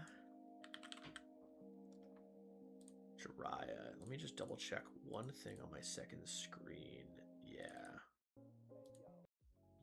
There we go. We have Jiraiya. 3 cost, 3 power, searching for Tsunade. Main, look at the top 3 cards of your deck, choose and reveal a Sonic character, then add it to your hand, put the other at the bottom. This is pretty good. Okay, Froki says the Sasuke is A instead of S because he can't upgrade. You can't play upgrades off it, which I think is a good shout, but I think that's still okay. This Jiraiya can be pretty good, I think, in the summons deck because you're always looking to get those upgrade effects off the Jiraiyas, and then you can find your other ones off of him. I'm probably going to put... He's probably between B and A. Probably between B and A, open to moving him back between. Man, I should have done like B plus tiers and whatnot because I feel like there needs to be like we talk about like decks being tier 1, tier 2, but everybody says like, oh, it's tier 2.5. You know, I want to be able to put those in there because like it could end up being good, it could end up not being. All right, I think I'm with you, Froki, that the Kakashi actually is A. I think I'm with you. It's very good, but it's not, you know, totally busted. And I think I'm gonna move the 10-10 down too after thinking about it from what Vax said. It can be good, but it's not But it's not always going to be good like Tauntaun is. Says Jiraiya's A. I can see that. Let's look. Let's see the other. Okay, yeah, there is a secret rare Jiraiya that's probably really good. Searches 3 different evolution lines, 3 of the best in this set. What do you mean 3 different evolution lines? Like the Tsunade's coming up. Like you're not playing that in your Jiraiya decks. And then Orochimaru, defeat all enemy. Yeah, like you can like find these cards, but I don't see them working in a deck together. I think this is really just a Sannin, or sorry, not a Sannin, a summon deck card. Excuse me, my voice is starting to go. Been talking for so long. My goodness, it's already been an hour and a half. Wow, we're like halfway done with the cards. Maybe a little bit more than halfway. So it's all right. All right, cool. Let's look at the Tsunade now. Actually, this one, the Gambling Fool. 4 cost, 5 power. Main instant, declare number. Reveal the top card of your deck. If the cost of the card is equal to or greater than the declared number, power up X, where X is the number declared. Very interesting. I don't really think you're playing this card. It's a fun thing, but yeah, I don't think we're like really playing that. Could I see applications for it? I could, but none of them like actually being good. I think I'm gonna put that in the D tier. Froki says because of Katsuyu. Katsuyu's not a Sannin. Alright, next we have the Ninetales. The one Ninetales card in this set. Break the Cage, 5 cost, 6 power. Ambush, defeat an enemy character in this mission. If you do so, the opponent gains chakra equal to the cost. Okay, so you get to defeat something and they refund the cost. This is fine. I could see it being something good. Like, I could see it being useful. Obviously, there's the set 1 upgrade off of the Ninetales. That's... Oh. Ninetales. There we go. That can hide any number of non-hitting characters in play with total power 6 or less. So I could see that. That's pretty cool. Yeah, the set 2 Katsuyu is good, but not for the Jiraiya. I can see this guy being good. I'm gonna put him into C tier. I can see him doing things. I'm not sure people are like really excited to play him, except for like trying to intentionally get off the secret rare from set 1. Next we have our girl Shizune. 1 cost, 1 power. Love those. Power up 1 a friendly lethal character in this mission. I don't think that's very good. I love Tauntaun being on the art, though. If we look at set 1, there is an upgrade effect for a Shizune that you gain 2 chakra and then you get to move something. I don't think this card is good. It's just a vanilla 1/1. You do get a power up something else. It's like, we'll put it in C tier. Again, if you're playing like this low cost with some kind of draw engine, I think it can end up being good, or it can end up being fine. I wouldn't say good, but definitely fine. Next is Hiruzen. 4 cost, 4 power. If all friendly characters in this mission are Leaf, this character has +1 power for every friendly Leaf. That's very interesting. 4 cost, 4 power. Something like the Sannin Bomb. This could be really good. And in these decks with, like I'm talking about, something costs that really low, you get to play a bunch of them. You just need that draw engine. Just put him in C tier because he could end up being, like a 4 cost, 8 power, 9 power character pretty easily. There's no real setup you need for that. You don't need to risk them from being hidden. You don't need to upgrade them. Doesn't rely on whatever your opponent's doing, so it could be fine. Next is an S tier card. This might be the best, if not top 3 card in the set. 3 cost, 1 power Naruto Uzumaki, Shadow Clone Jutsu. It's a Team 7 Jutsu character. Main instant when the Main instant, put the top card of your deck as hidden character in this mission, and then the ambush is repeat this main effect. So he ramps you 2, and then essentially draws you 2 cards because you can play them and flip them later. He is absolutely good. For the same reason that Kabuto is good, he is very good. He just does it way better than Kabuto. He does it so much better than Kabuto. Maybe Kabuto is just A tier and he's not even S tier. Because, like, leagues better is this Naruto. It gets you 2 cards. This Kabuto is absolutely good. Maybe it's not S tier, but it is. But this Naruto is the clearest S tier we have. So, like, maybe Kabuto can move back and forth, but that Naruto definitely S tier. Literally best card. All right, now we're getting into the attachments. So this is where we can also maybe start shifting some things around. So this is going to be really interesting. We have Senbon to start. Which one is the cost? Okay, the chakra is cost on bottom, the power is the top. So this costs nothing, gives you 1 power, and then it you power up 1. So something to remember with attachments is they do not generate you chakra at the beginning of the round like characters do. So you don't need to stock your deck full of them because you're going to be inhibiting yourself that way. And then if your character dies, then it goes away. I don't really see this one being very good unless there is a card that draws cards when you play attachments. Which I can't remember if there is one. Can I look up draw? No. Did any of the artisan cards draw a card when you played an attachment? No. Just kidding. There's about to be a mission that does that, which will be really good. And so, like, that makes this, like, really good, right? You just get a churn through your deck and draw a card. This could, like, maybe end up being B tier just because it costs 0 and, like, in that deck would be good. But I don't think the attachment deck is going to be good in general. So maybe it is C tier. Because, like, that's the only thing that we're looking at there. Is this not a smoke bomb? What the hell's that?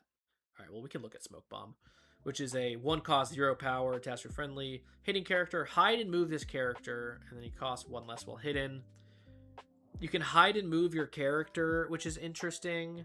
You could do this to your own Naruto and get some more cards off it. That's pretty cool. I could see this being interesting. These attachments being a new card type in this set is kind of making them hard to evaluate because we don't actually know how good they'll be. I could see this being good. Letting you, like, essentially just lets you reuse an ambush effect, right? I think attachment will only be good if they generate chakra and additionally have a good effect. Yeah, or they need to generate something. They need to generate card advantage or something like that, and not just power. I might put this in the B tier. I could see this being good. With, like, the Naruto. Maybe it's, like, specifically the Naruto I see it being good with, but yeah, maybe it's not good. Maybe it is C tier, but oh, sorry, this is the wrong card. It's the looking at this, the smoke bomb. Animeta's gotta go. Have a good evening. I hope it won't be too influenced by your opinions. You're ready next post. Nice. Yeah. Thanks for hanging out, man. Have a good night. And this will be, on YouTube afterwards. So if you want to come back and check them out, please do. All right. I don't know what that card is. So let's scroll down to the attachments and look at them. It's the one with, like, some stuff in paper. Here we go. Oh, it's food pills. Okay, food pills. Oh, that's Choji on there. Okay. 1 cost, 1 power. Attached to a friendly non-hitting character. This character has +1 chakra. This is a weapon. This is not a food attachment. Right? Like if we, like, the ramen one is a food attachment, right? Where is it? Yeah, this is a food attachment. The food pills are a weapon, not a food attachment, which I think makes them bad. I think that makes them bad. I think they're just bad. I think it's D tier. If it was a food one, then there's some synergy there with the Choji, but I think that might that just doesn't work. Next is the Snake Sword. 2 cost, 1 power. Attached to a friendly Sound Village character. First strike, defeat all the weakest non-hidden characters in this mission. That includes your own. I don't think this is very good. It could be good in, I don't know, like it could sweep up like a Shikamaru and a Tauntaun together, but it would also kill yours. I could see something like maybe some like intentionally hiding stuff. I can see some synergies that could happen. We can put that into C tier. I could see people trying that. Tarek says the new 2 cost to use by far your favorite. Yeah, very good. Vax says food pills being a weapon makes them actually better for the artisan deck that draws a card every time you play weapon. Oh, okay. Yeah, that's only when you play weapons, not attachments. Gotcha. Okay, interesting. Let's go down to let's just scroll down to, I don't know why I went away from this because I can't see the names of these, but the chakra cards, ninja info cards, 1 cost, 0 power, attached to a friendly non-hitting character. You can look at enemy hitting characters in this mission anytime. This attachment has +1 power for every enemy hidden character in the mission. Interesting. That's really interesting. It's a tool. It's not a weapon. It's not a food. We haven't had any synergies with tools that we've seen yet. I don't think this is great. It can give you some info. It can give you some info for things like, what card was it that you got to? Oh, like the Kiba. It could give you some info for things like the Kiba, which is interesting. Maybe this is a C tier card. Maybe there's something you can do with it. And maybe if you're taking control of things, like with the 3 cost Mind Transfer Eno, maybe you can know what you're taking. Interesting. Next is the Heaven Scroll, 1 cost, 1 power, attached to a friendly character. Score: if you have an Earth Scroll in this mission, you gain 1 mission point. I imagine the other scroll is the exact same thing. Where is it? Where is it? Oh, it's right next to it. Duh. Yeah, you get 1 mission point. I think those are pretty cool. If we're talking about the bonus points deck, these would each score you a point, and they have to be in the same mission. So when they score you a point, they score you 2 points. And if you have the mission that scores a second time, they'll score you 4 points total. I think that's awesome. Very cool. Obviously, you need them together, so you need to do something like play the artisan guy. Does this guy only get weapons? Weapons or armor? Not okay. It's only weapons or armor, so you can't actually tutor those with those. That makes them infinitely worse. Infinitely worse. They have a special place in my heart as those, but as of right now, I don't think these are probably playable. Next is the monkey guy, Enma's tool. What is he called in this? Adamantine Yoi. 2 cost, 1 power. Attached to a friendly Leaf Village character. Can only go on Leaf Village characters. Main constants. This attachment has +1 power for every friendly Leaf Village character in this mission. Okay, so a lot like the Hiruzen we saw. This might be better than the Hiruzen, because the Hiruzen was a 4 cost, 4 power, and then did that. And I put the Hiruzen in C tier? Yeah, C tier. I'd put that here too. That could be good. Maybe in like something like Sunny Bomb is very good, but yeah. New Rung to the Moon says, are these cards made by artists or are they just screenshots? A lot of them are screenshots. They look like they're upscaled or edited in some way. There are some original art cards, but I have all the base rarities here. So if you want to see the original art cards, they're actually not on the website yet. They haven't released all of them yet, but there are original art cards that are like, rares you can hit in the packs and whatnot. Yeah. Let's see. Next is what is this card? Blade of the Thunder God. Oh my goodness. Is that a filler weapon? Is that like a filler episode weapon? It's gotta be, right? Attached to a friendly non-hitting character. Main hide an enemy jutsu character in this mission with less power than this character. That's really interesting because there are so many jutsu characters in the game. And if you're playing something like Shino's, you could actually punish people for really playing the jutsus. I wonder if this will end up being good. I think people are gonna try it. But 3 cost 3 power is also not bad. Being able to hide something. Has to be a jutsu character. Maybe this could be B tier. Maybe it's C tier. Maybe it's somewhere in between. I think this can maybe go in B tier. I think it can go in B tier. Because you get to choose as well. Power less than the character. You're already giving them +3 power. It's pretty good. I think that's fine. Next, we have Rogue Ninja Headband. This character is also considered a Rogue Ninja.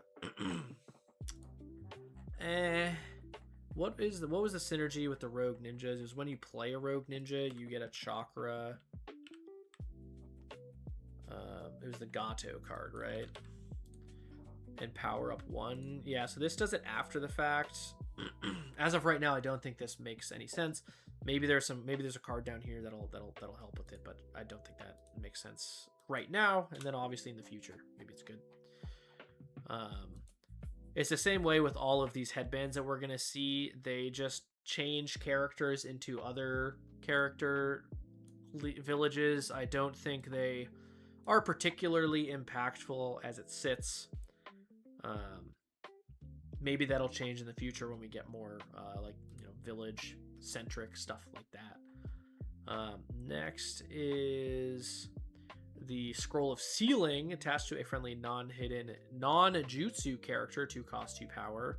Look at the top 3 cards of your deck, choose and reveal a jutsu character, then add it to your hand. Put the other cards randomly at the bottom of your deck. 2 cost 2 power that can cantrip, but you have to get a jutsu character, and it is a attachment, and it's a scroll. It's not a weapon. I don't think this is very good. It does look at 3 cards, but like if we think of like the 2 cost Genin Sakura from set 1, like that just draws a card all the time, and is a unit or a character, so you do generate chakra off it. You can upgrade off it. I don't think this is very good. Next, we have the weights. Starts in mid-set for someone tell me the text of new keywords. Yeah, as when we see them next, I can tell you what they do. So this is 1 cost -1 power. Interesting. Attached to a Rock Lee or Taijutsu character. At the start of each round, power up 5. This is awesome. This goes right into the decks with Rock Lee and Guy that don't lose their power ups at the end of the turn. I think this is really cool. I think this can go right into C tier. I would love to put it into B tier, but I'm not convinced it'll actually be good. I don't know if the Rock Lee deck will actually be good. And if it is, this is going to be one of the reasons it is. Absolutely. Awesome card that I want to play with, but I don't think it's going to push the deck over the limit to be really good. But next is Shark Skin, 2 power, or 2 cost 3 power, attached to a friendly Akatsuki or Rogue Ninja. And main instant, remove 3 power tokens from enemy character and put them on this character. So you get to steal power tokens.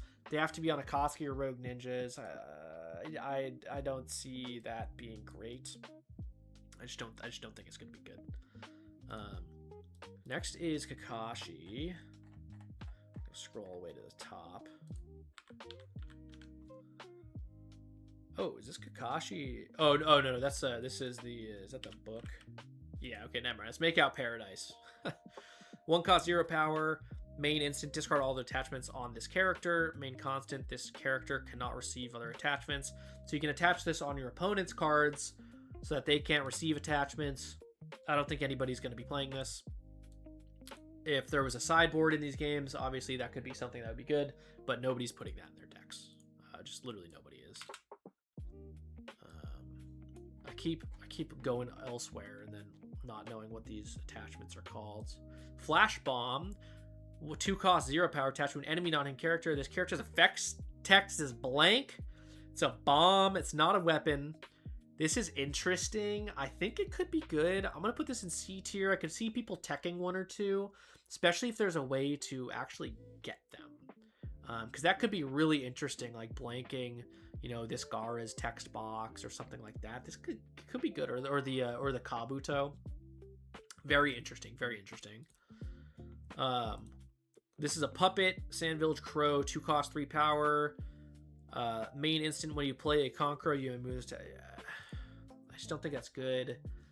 probably D tier, maybe C tier. Maybe people play this in the Sands deck, but I don't think so. None of these attachments are really striking me as very good. They are a new card type, so like maybe I'm missing something, but I don't think anyone is really excited to put a lot of these in their decks, honestly. Poison Needles, 1 cost, -1 power. Main constant, this character cannot receive any power tokens. Ambush, remove all power tokens from this character. Okay. This is really interesting. It is actually kind of is good in my opinion. 1 cost gives -1 power. So instantly it's affecting the board because you put it on your opponent's character. It gets -1. They can't receive power tokens and removes all from them, so it counters things like Jirobo, counters things like the new secret Naruto. It is a weapon, so you can find it with the Village of Artisans guy. I will put this into C tier because of those facts. And you know, you're probably playing 1 in the Village of Artisans deck, so that you can try to find it with that guy. And just counteract something like their Jirobo. Next is Curry of Life, 1 cost, 1 power. If this character has no power-up tokens, power up 3. It's pretty good. It's fine. I don't think it's great. It is. I mean, I guess it is a 1 cost power up 4, or like power 4 for 1 turn. There's 1 throughout the rest of it. I don't know if people are just not. I don't think people are really going to play it. Of the cards that you could play, I think something like this Kunai Knife would be better. Tarek says, nah, they're just really bad. I tested some of the better ones, and it's just a waste of card. Almost every attachment has a better normal card as a counterpart. Yeah, I agree. I don't think they need to have a really powerful effect, or they need to generate some advantage or something like that to be good. 2 cost, 3 power, Giant Fan. Attachment friendly Sand Village character. In the main instant, move an enemy character with power less than this character from the mission. Yeah, I'm putting that into D tier. I don't see myself playing that. If I am, I'm just gonna play a normal Tamari or something. Next is the Kunai, which I think is actually good. Just a 1 cost, 3 power. We'll mention later some other applications with this Kakashi that I think make it good. And then also it's a weapon. Of the things that you can get, I'll put it in C tier because I think it is a little bit better. Next we have Ramen, which is 2 cost, 2 power, draw a card. I think this is also C tier. This is fine. It's food, so it synergizes with some other cards, and you do get to draw. Can I ask where you buy from? Because I can't get any in person, only on eBay for the most part. Depends. Let me know what country you're in, and then the answer changes. All right, now we're on to the mission attachments, which I do think are actually good. The weapon attachments on characters I don't think are very good, but there are some missions I think are good. For example, this mission attachment for the Village of Artisans is probably the best Village of Artisans card, just like hands down, right? 1 cost, adds you 1 power. When you attach a weapon or armor to a friendly character in the mission, draw a card and power up 1. You get to just churn through your deck and draw a bunch of cards. I think this is fire. I'm going to put this into B tier to go with the other Village of Artisans cards. Only B tier because I don't think the Village of Artisans generally is good. I think it's going to struggle to be competitive, but I think this is one of the cards that will absolutely make it get up there and get close to it, basically. Next we scroll down. Okay, we have the next S tier card, Planned Reinforcements. This is, like the Naruto I said, like the best, if not top 3 cards in the set. 2 costs, 0 power. You play it hidden, and then you flip it. So it's 3 costs, essentially. Because Ambush, you put the top card of your deck hidden as a character. And at the beginning of every round, put the top card of your deck hidden as a character in the mission. At the end of every round. I think I said at the beginning. This card's busted. It's absolutely busted. You play in round 1, and you generate 4 cards with it. 3 costs to generate 4 cards. Absolutely insane. And you play it with the Naruto, and absolutely just flips up. You're in America. I just called the store and asked if they're asking about Bandai, so I told them Mythos. They said they will try to stock it if I'm not the only one interested. Yeah, every store that I've called is like, oh, you talking about the Bandai one? I'm like, no, you're not. In America, I think, let me just fact check this before I give you wrong information. It's not technically released in the US for another month. right? So you can't. Oh no, okay. Just I'm totally lying. You totally can get it. You can order it. Let me just see what. Yeah. Okay. Yeah. I'm gonna send you a link. I'm gonna send a link in the chat. Pro Play Games has it, and they actually have pretty good prices. So like you can get a second edition booster box for $90, which is really good. Oh, you're right. Sorry, Vax. Yeah, so it's yeah. That's what I mean. You ambush on the first thing of the game. You get 4 cards. Yeah, so they have some product in stock if you want to get it. This is set 2, obviously, and set 2 isn't releasing until next month, so they won't have that yet. Next, we have Exam Stadium, 1 cost, 0 power. Score, a friendly character activates an instant duel effect, ignoring requirements. This is really interesting. I don't foresee it being great. Oh, we're ignoring requirements, though. Okay. I see the vision here. But again, are the duel effects good enough for that? I could definitely put this in C tier. We'll have to look at the dual effects closer to see if it's B tier, which we'll get to when we get to the rares. Next is the Forest of Death, 1 cost, 0 power. When a non-hitting character is played this mission from hand to activate their ambush effect. This is really cool. I can see people wanting to play it. I'll put it into C tier. I don't know if it'll actually end up being good, but people will definitely try it because it is pretty cool. It makes you not have to ambush some cards. Next is Hokage Rocks. 2 cost, 0 power. Your characters in the mission with printed 5 or more power have +2 power. I think that's pretty good. Things like the 3 cost Zabuza, things like pretty much all your secret rares end up being pretty big. It is a 2 cost, 0 power. It can be cool, but I don't think people are going to play it. I'm probably going to put that in D tier. Terex has a problem with the mission attachment that generates theoretically 4 cards that you need to draw in the first 2 mission. Otherwise, it's like mid. Yeah, definitely. And like maybe you're just like aggressively mulliganing for it is the idea. Next is change of mission rank. 1 cost, 1 power. This mission is worth +1 mission point for both players. I think that's cool with specifically the extra score deck, extra score mission. I don't think outside of that it's really any good. Like in the bonus points deck, it can be cool, but it also applies to your opponent, so you're giving your opponent bonus points if they win it. I don't know if you want to do that. Thank you. Yeah, no problem, man. No problem.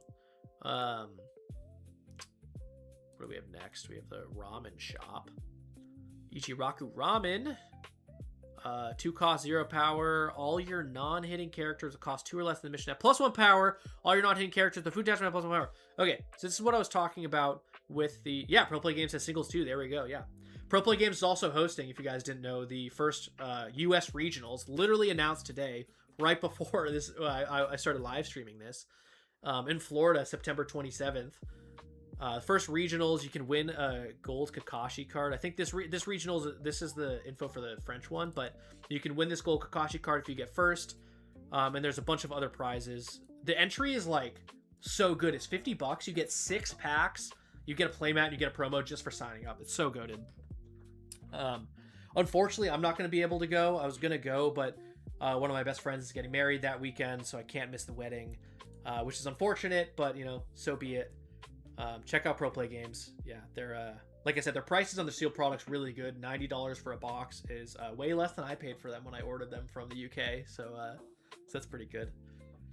Cool. All right, where are we? Oh, the Ichiraku Ramen Shop. I think this is so sick because of like we were talking about with all these 1-drops.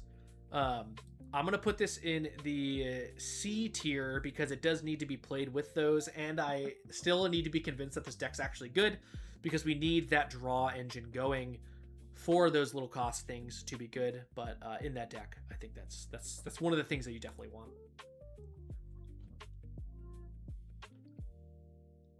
All right. check one thing before we keep going. Yeah, nice. All right. Damn, we've been going for 2 hours. My goodness. Feels like it's been 20 minutes. But this is 2 cost, 2 power, Demon Island Laboratory. I think this is also a filler arc, but I remember watching this one recently. 2 cost, 2 power. For your sound 4 card effects, you have an additional friendly 4 sound 4. Oh my gosh, in this mission. That is really cool. I don't know if we want this mission attachment in the sound 4 deck, but I'm going to put that into B tier because it can count towards, lowering the cost of these sound 4 characters, but for the set 1 sound 4 characters, it means you wouldn't even need to put a sound 4 character in that mission by putting that mission attachment on it, which is really interesting. We'll see if it ends up making the cut in the final list, because there's going to be a lot of cards vying for spots in that list. All right, now we're on to the rares and then the secrets. All right, so now we're getting into the really good stuff, right?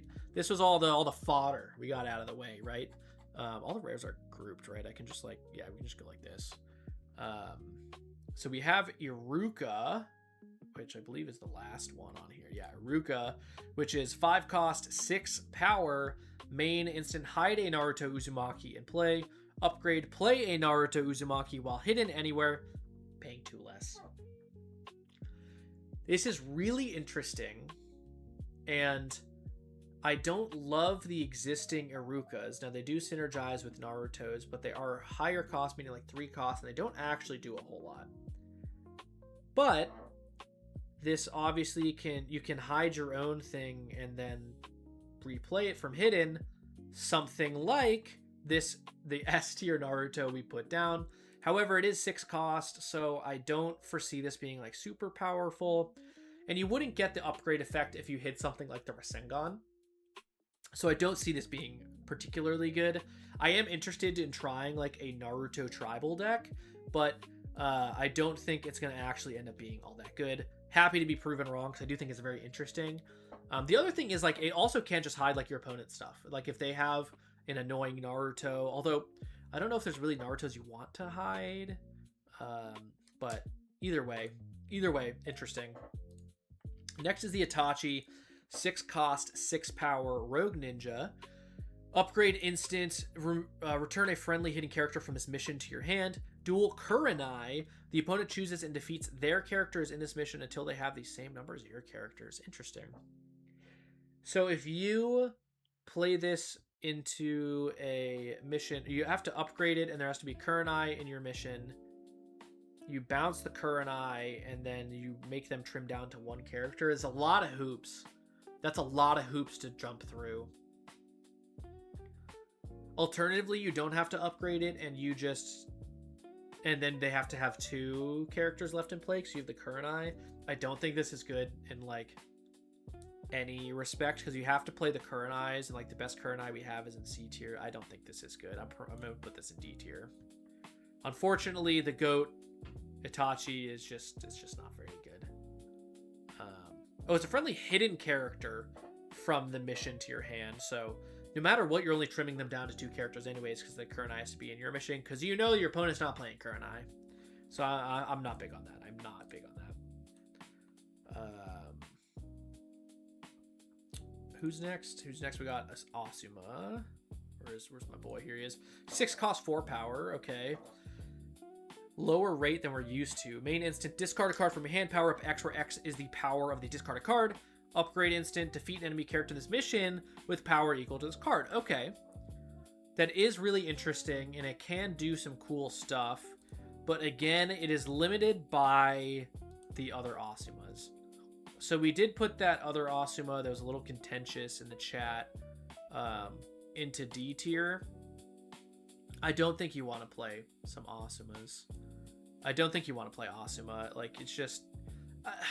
I guess I'll put him into C tier, because like of the Asumas, this is like definitely the best one, right? And like maybe we can work something out, because this is a powerful effect of powering up a bunch, and then also you do get to defeat an enemy character with the power. Oh, hold on. It's power equal to the Asuma, so you have to discard something to make the power equal to him. It's not equal to or less than, so I'm gonna put him in D tier. Because your hand has to line up for it. And then if they have something like a big Jirobo, it's just like out of the question. It's not going to work. Knight says, is there going to be a mill clause? Because I feel like there should be one. I also agree. I agree there should be a mill clause. It's not happening with this set. Maybe with one of the next sets, but I totally agree. It should be like a keyword. All right, next we got Zabuzan Haku. So Zabuzan's a 4-cost, 4-power. Main instant. Defeat an enemy character in this mission that was played last turn for less than its printed cost due to a card effect. Interesting.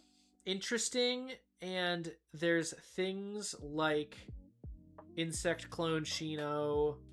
If your opponent has a Rasa in play, if they do the first strike Kakashi, there's ways that this can be good, but it's another reactive card that really requires your opponent to build their deck in a certain way that if there was a sideboard, this card would be fine. It might be fine to put in your sideboard because it counters Shinos, it does this and that if they're playing the Kakashis and stuff. But this is really, really banking on your opponent to... Oh, wait, hold on. This gets upgrade cards, right? Defeat an enemy character in this mission that was played last turn for less than its printed cost due to a card effect. Due to a card effect. Okay, never mind. This does not get upgraded cards. Never mind. Scratch that. I do not think this is good. I think this can be a C tier card because if everybody's playing these cards that cost less, maybe it actually does end up being good and just like takes out these Shinos left and right, but does not take out those, so yeah. Knight says, it's 30 minimum, so I wouldn't think it's too bad for the game. Lets off meta big decks have a chance potentially and lets more decks thrive in a niche. Yeah. All right, so for Haku, 5-cost, 5-power, discard the top card of your deck, hide an enemy character in this mission with a cost less than the... Yeah, that's an upgrade. This is garbage. Never playing that card. Next we have the first and second Hokage, which are Reanimator. Let's look at the Orochimaru first. 5-cost, 5-power, first strike, hide an enemy Leaf Village character in this mission. Duel Hiruzen, first strike, instead defeat them. That's not bad. The Hiruzen's okay. I don't think you're probably playing in the same deck, but like hiding in a Leaf Village character is pretty good because there's a lot of Leaf Village characters. Maybe you can make it work in a deck with the Hiruzen, like maybe in the Sonic Bomb are interested in this. I think that can be in C tier. Like I can see applications. I don't think it's going to be like particularly great. Hashirama is a 6-cost, 8-power dual Orochimaru. You can upgrade over friendly characters with a different name for this character. Main instant, power up to a Hokage character in play. Okay. So this is interesting with the Jiraiya card that I was poo-pooing earlier. If we go back to it, if I can find it, I'm just going to go search it. Oh my goodness. There we go. That lets you look at the top 3 cards, choose it. It's a Sani, not a Hokage. Never mind. I lied. I don't think this card is good. This card is not good. It's crazy putting Hashirama Senju in D tier, right? All right, what about Tobirama? 6-cost, 8-power, same thing, and then you move a Hokage character in play. Again, I don't think this is going to be good. I don't think that's going to be good. Let's see what Hiruzen Rare is cooking with. He's a 6/7 on ironically main constant when a friendly Leaf Village character is played in this mission. Power up to that character. Okay, again, this can be good with those lower cost characters that just end up being useful for something. Dual Orochimaru, play summon characters in mission paying 2 less. I don't know. I think this is like a C tier card. Like I can see it. I can see people trying to play it in like that low cost deck, but again, like it's powering up the cards, but we don't have the card engine. We still don't have the draw engine to be able to draw a bunch of things. The Kurenai rare, I have to imagine, is not good. 5-cost, 5-power, dual Itachi. Defeat the strongest enemy character in this power if they have it in this mission. At least they have 6 power. Upgrade dual effect instead it's 5. That's fine. The rare Itachi's not good. The other Kurenai is not great. I don't think this is good. If this was an upgrade effect and then the dual effect was the modifier, I think it'd be fine.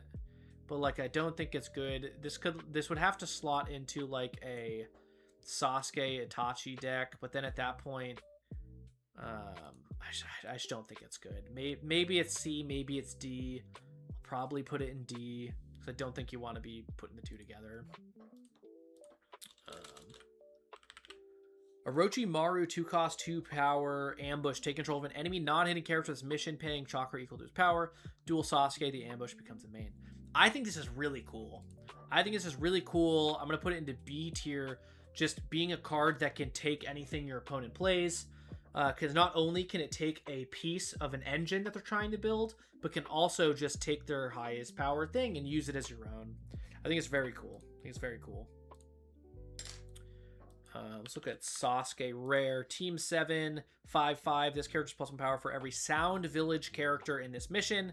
Dual Orochimaru, play a Sound Village character anywhere paying 3 less. This can be a bomb in the Sound Village decks. Obviously, you can play things if you have Orochimaru, but I don't think it ends up being that good because you have to... Like, I'd want to play this in maybe like a Sound 4 deck because it can end up being powerful, but I'm not sure I want to play any of the Orochimarus in the Sound 4 deck, so I think we'll put this in C tier because maybe there's a pseudo Sound 4 deck, like not with, pseudo Sound Village deck with like Kabutos that can end up working, but because the effect is powerful, right? It can be a pretty high powerful and pretty high power. Then if you can get the Orochimaru off, it can end up cheating on Chakra, which we know is just really good. Tarek says, for me personally, the only S cards are Tayuya 2 cost and Naruto 3 cost. The new sand cards that lets you pay sand for 1 less, which is pretty sad, but I still need to test. Yeah, I had the Rasa that lets you pay 1 less in the A tier, but then I got bullied out of it into B tier because everyone was saying it's just too easy to kill, which is fair, but it's definitely good if you can get it protected. And here's the Dosu Rare, 5 cost, 6 power, dual Choji, defeat an enemy character that moved in the opponent's previous turn. Upgrade is move a friendly hitting character in play. I don't think this is good. I think this is straight D tier. And then next we have what is the I said his name earlier, the monkey guy. What is his name? Enma. 4 cost, 6 power, summon, Leaf Village. At the end of the round, search your deck for an Animanti Noi and play it, paying 2 less, shuffle the deck afterwards, then you must return this character to your hand. Interesting. So it's a 4 cost, 6 power summon, which we do know is good because it generates card advantage, and the Gamba Hero we know is good from the last set, but it specifically gets you the Animanti Noi. I don't even know if I'm saying that right, by the way. Totally cook me in the comments if I'm not. This is probably C tier. It's interesting, but so the Animanti is C tier as well. I can see it being, it's a cool interaction, but since this bounces to your hand too, I don't know. Next we have the Ino and the Sakura. So Sakura is a 4 cost, 4 power. Power-ups on friendly characters in mission are increased by 1. Dual Ino, take back control of a character you own and play. And then the Ino is 6 cost, 2 power. Dual Sakura, take control of an enemy character for power lower than the Sakura's power, and then upgrade move control from this mission. I think this Sakura is bad. Again, if there were sideboards, it would be good. I think the Sakura is very bad. I think the Ino's fine. I don't think it's particularly good, but if you're playing things like the Secret Sakura that a lot of people are for the card advantage, this can end up being good. You can take control of things that are bigger than we're used to taking control of. Next is Choji, 6 cost, 6 power. Main constant, double the power of food attachments on this character. Dual Jirobo, defeat an enemy character's mission power 8 or more. So it's interesting with the other Choji from this set. Choji, where discard a food attachment for your hand and gain a chakra and draw a card. So there's like a Nambo going on here where you want the food cards on the Choji, but this guy is discarding them. So there's a little bit of a Nambo there. I don't think it's great. Jirobo himself is pretty good. We know from like the first set. And this can like spike something that's like really powerful, but I don't think the food attachments are going to be good. I don't think this is going to be like playable in the decks. I think if at the point you have the Jirobo in the mission, you already have a ton of power. I don't think playing the Choji's particularly potent.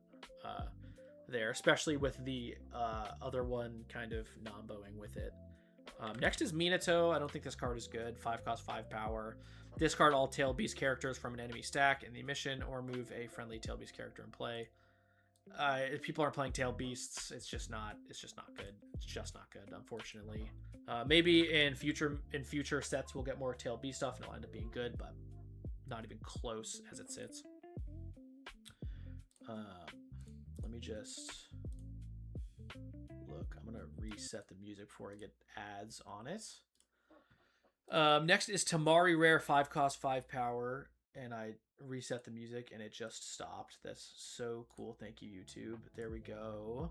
5 cost, 5 power Tamari, main instant. Move an enemy character from this mission. Dual Shikamaru, draw a card and gain the edge. Interesting. I don't know. I don't think this is like stone unplayable. Shikamaru is good. There's the 1 cost. There is the 5 or 6 cost from the first set. It's okay. You're not super excited to play this. I could see some people playing it. I think it's fine. I think it's fine as a C. I think it's fine as a C tier. I'm not going to be like shocked when I see someone play it, but I'm not going to be expecting it. The counterpart, the Shikamaru, the 5 cost, 6 power, is ambush, reveal, and defeat an enemy hitting character in play. That's pretty good. Dual Tamari, hide an enemy character in play with the same name as the revealed character. It's interesting. If you can hide things, you can effectively defeat anything. And it's in play. It's not even in the mission, so I kind of like that. Maybe there's something there between those two. I'll put it into C tier. Maybe there's something there. And you don't have to upgrade for any of these effects. You can play them together. Next, we have Konkoro. You're in for a real treat. 5 cost, 6 power, main constant. Whenever you move one or more enemy characters, gain 1 chakra. That's really interesting. And dual Shino, move an enemy character to this mission. It's really interesting. I don't think it's good, though.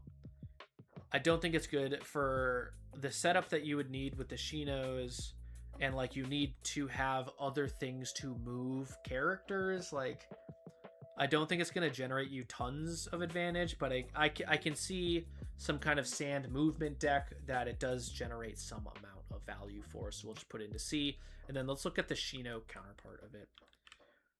Knight asks, can I ask what the new keywords are? Is duel just your zone or your opponent and his first strike? Yeah, so duel means the duel effect happens if there is that character in your mission or your opponent. So if it says duel Sasuke, if you control Sasuke, it'll trigger. If your opponent has a Sasuke, it'll trigger. If you both have a Sasuke, it'll trigger. If neither of you have a Sasuke, it won't trigger. And then the first strike is like if you put it in play in a mission first, or if it's just ambush renamed. No, first strike it has to be the first thing you do in a round. So as soon as you generate chakra, you draw your cards. If you have the edge, it has to be the first thing you do. If your opponent has the edge, they play their turn, and then it has to be the first thing you do, and then you get it. So it's just the first thing you do in a round, and then you get the trigger for it. I think it's pretty cool. It's definitely unique. We haven't seen it, but Shino's a 5/5 main instant. The opponent discards a card from hand. Interesting. And then dual Konkoro effect. Instead, the opponent discards a card at random. That's pretty interesting. It only costs 1 to upgrade off of like an insect clone Shino. I don't think this is particularly good. It's another card that I think can just go into C tier. I can see some people playing it, but I don't think it's gonna be like, I don't think it's like stone unplayable. I think it's just bad. Kiba is a 5/6. The opponent must pay 1 more chakra while playing characters from hidden in this mission, and the dual Naruto hide enemy characters power 4 less in play. You guys might have seen that I released a video playing this card. It ended up being okay. It's just the rares in this set feel like they're okay. They're not stone unplayable, but they're not good. The list that I was playing didn't actually have all the set 2 cards yet anyways, so it was just kind of playing against set 1 plus a handful of set 2 cards. But there is synergy between it and the other Kibas, so that's cool. Let's see what the Naruto does. It's very interesting. This character has +1 power for every other Naruto Uzumaki in play, and then dual Kiba, move the bottom card of this upgrade stack to another mission. So you can move things around. You can set up other Rasengans or something like that, which is really cool. but I don't think you really are playing it. Again, like, it's C, probably C minus. Like, it's just not powerful enough. Like, it doesn't really do a whole lot, and you need to be playing the key buzz to get its full effect. And the most power it can be is 9, right? 9. Next is Rock Lee and Guy. So the Rock Lee is this character doesn't lose power tokens, very classic. And then the dual Gara is when you defeat an enemy character, power up 2. So it's very flavorful with the Garas that you're dueling because you're destroying things. I think it's pretty good, obviously, in the power-up deck with the Lees, but I don't think it's something that makes the deck fantastic. It could maybe end up being in B tier. It just requires a lot of setup, but it is pretty good. Let's see what the Gara does. The Gara is you discard a Gara card from your hand, hide an enemy character with submission with cost equal to or lower than discard a card, and then dual Rock Lee instead you defeat them, which is very cool. This card is very cool, but again, you need to play Rock Lee cards to make it good, which I just don't think makes it good. I think it just doesn't make it good. Because when you're with wanting to do these in the decks, I don't think Rock Lee makes sense. Unless you could just be playing like the 1-cost Rock Lee, and maybe you play like the other low cost from set 1, right? Like maybe your angle is just enabling that card, and you can play like this 2-cost. There's a consideration there. Maybe it's a little bit better than I'm giving it credit for in that regard. Maybe it deserves to be in B tier because of that. I'd be interested what you guys think. I could see that argument that you're playing scouts and lower cards specifically for that effect, because it is a pretty good effect. It's a pretty good effect. Next, let's look at my guy. Let's look at set 2, of course. 3 cost 4 power at the start of the round. Power up 2 every team guy character of yours with an attachment in play. Interesting. This art is awesome. Obviously, him on top of the turtle. This forces you to play attachments, and it kind of synergizes with the Rock Lee weights that we saw earlier. But I don't think it's great, because to make it good, you have to play a bunch of attachments, and then otherwise, we know the attachments aren't good. I'm going to put it in the D tier. I don't think anybody's really playing this, because also they have to be team guy characters. Next, the last of the rares, we have the Hyugas. We'll start with Hinata. 5/5, dual Neji. Return the topmost Hinata Hyuga card from discard pile of your hand. Main instant, play a Hyuga named character anywhere. And then the Neji is remove all power tokens from enemy character as an upgrade, and then dual, hide an enemy character without power tokens in its mission. I don't think these are great. There's a little bit situational, so, you know, the upgrade effect regards power tokens, and then the dual is you will just get to hide anything, which is fine. But the Hinata is not great. Like, you need to be milling some. Maybe it is fine. What are the we have these, which are okay. This Hinata isn't totally good unless we like play some Narutos in the deck. This 3-cost Hinata is very good, but the other ones just, this Neji might be okay, but it costs 6, so they can't upgrade off each other. I don't think these end up being good. Again, I think these are just going to be like C tier. Like, if you really like the Hyugas, go for it. But I don't think they're going to end up being super powerful. But now we're getting into the secret rares. Which is going to be interesting to look at. So, starting with the Zabuza, which I think is one of the worst ones. It's 6 cost, 7 power. Dual Kakashi. Move the strongest enemy character in play to this mission. And then if you upgraded him, you power up X, where X is the cost of that card. He's just a big bomb. He's fine. He deals with the biggest enemy character. And I think he can be like a B, maybe a C tier card. I'm gonna put him into C tier, because you need to be playing him with Kakashis and you want to upgrade him. And the reason he's not like D or anything like that is that we have the secret rare Kakashi, which you want Zabuzas for. And I think this card's very cool. So it's a 6 cost, 6 power. When he enters, you look up 2 Ninja Hound cards in your deck and put them in your hand. And then you get to play any number of Ninja Hounds anywhere, playing 1 less. And if you have a Zabuza, you do it twice. So you look for 4. And for those keeping track at home, there is this one Ninja Hound, which is just not good. This one is from the new set. It's not very good. But if you get to play it for free because you're searching up a bunch, or I guess you play it for 1, it's pretty good. But then in set 1, we have Pakun, which you would get to play for free. And then we have the Ninja Hound Core, which you would get to play for free. And then, so you're just looking up. You basically can tutor, if you have the Zabuza, 4 1-power things, play them for free. And then what I was referencing earlier with like some of these food attachments might be good is like you can put like a kunai on it or something, and like on the Pakun, and then move it around and just be like a 4-power thing that moves around, which is really interesting.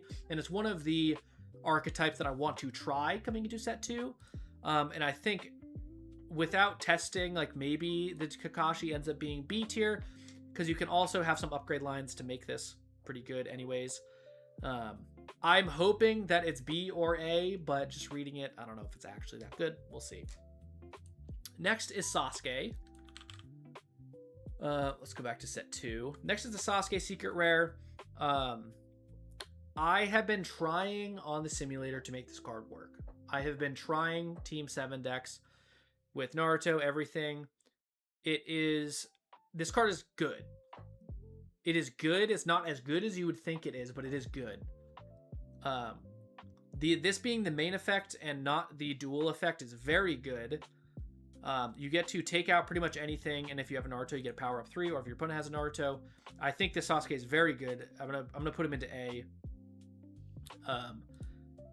On the other hand, the Naruto that I was playing in the deck, so I was trying to do the Naruto and the Sasuke.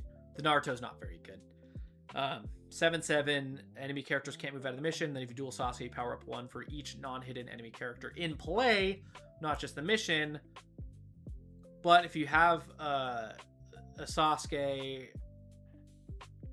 it's like big Jirobo, but like you don't need to upgrade off of it, which is fine. But like Rasengan's already a big power and it already takes out things in play that like I probably want Rasengan over this, honestly, because it's more versatile. It's cool. It's a cool card, and like I want to like it, but it cost 7, and when I was playing it in the simulator, I could not get it to be good. I'll put it at B for now. Maybe someone can cook up a list that'll make it good because it reads powerful, right? But I don't think it's actually as powerful as it looks. Another kind of, it might be like another casualty of the Sasuke thing, because you do also have to play Sasuke's then. And then things like having Curse Mark Sasuke and this Sasuke are pretty high cost, other than, you know, the little ones. But like this one doesn't need the baby ones because it's not an upgrade effect. Anyways, the next one is Gamabunta. Let's look at the Jiraiya before we look at the Gamabunta. The Jiraiya is a 7/7 main constant. When you play a summon character, gain 1 chakra, upgrade instant, play a summon character anywhere, paying 3 less, power up to every friendly summon character in play. This is just like the best summon card they have printed. This is busted. This is probably S tier. Summons is going to be very good in this next set, very clearly, because not only is this Jiraiya big in this set, there are Jiraiyas in the first set that go up to, so we have the lower cost, we have the 6/1, which is very good. You get to play a summon, then you get to move an enemy character. But then after you play this 7 cost one, you get to upgrade into the 8 cost and just blow them out. Very good, very good. Summons are going to be crazy in here, especially with the Gamabunta Secret Rare. That's a 5 cost, 8 power character. At the end of the round, you must return to your hand if there isn't a Jiraiya. If there is a Jiraiya, you don't have to. And then main instant, draw 1 for every friendly Jiraiya in play. So this card draws you a ton of cards in the summons deck. So if you're just like ramping, like if your deck is just ramp Jiraiyas and summons, and your summons are Gamabunta and then maybe like the Gama Heroes, you'll just draw a bunch of cards. You'll be able to play them with the ramp. The Jiraiyas essentially ramp you anyways because you get to play things for less. This is so good. I'm gonna put him in S tier. Maybe it's like maybe these are A tier because you need to like play them together. But I think these are so unbelievably good, and I think the summons deck is gonna be so good. Next, let's look at the Orochimarus. The Orochimaru and the summon of that kind of mirrors him. He's at 8 cost, 10 power. Main instant, defeat all enemy characters in this mission with cost lower than the number of cards in this upgrade stack. If you ambush him, instead the cost equal to or lower. So you just want to upgrade Orochimaru after Orochimaru after Orochimaru on this one, which is very, very interesting. I don't know how great he'll be. Let's look at the Manda before we grade them, because they kind of go hand in hand. Main constant at the end of the round, bounce if it's not Orochimaru. Then main instant, power up 2 for every friendly Orochimaru in play. So you want to be spreading the Orochimaru, and then this can end up being a really big bomb. I'm not sure these are actually that good because I haven't been impressed by the other Orochimarus. I'm going to put these into B tier because I do think they're powerful and I do think they can do things, especially as we look ahead into other sets. But as it currently reads, maybe not, the peak of what we can be doing. Tarek says, isn't the old 7 for 8 Sasuke just straight up better, or missing something that I haven't tested him yet? Yeah, the 7 cost Sasuke from the last set, you have to upgrade. So for this set, you don't have to upgrade it. And when you destroy something with printed power or whatever, and then you move him, you get to move him to something else. You get to kill something in a mission and then move him.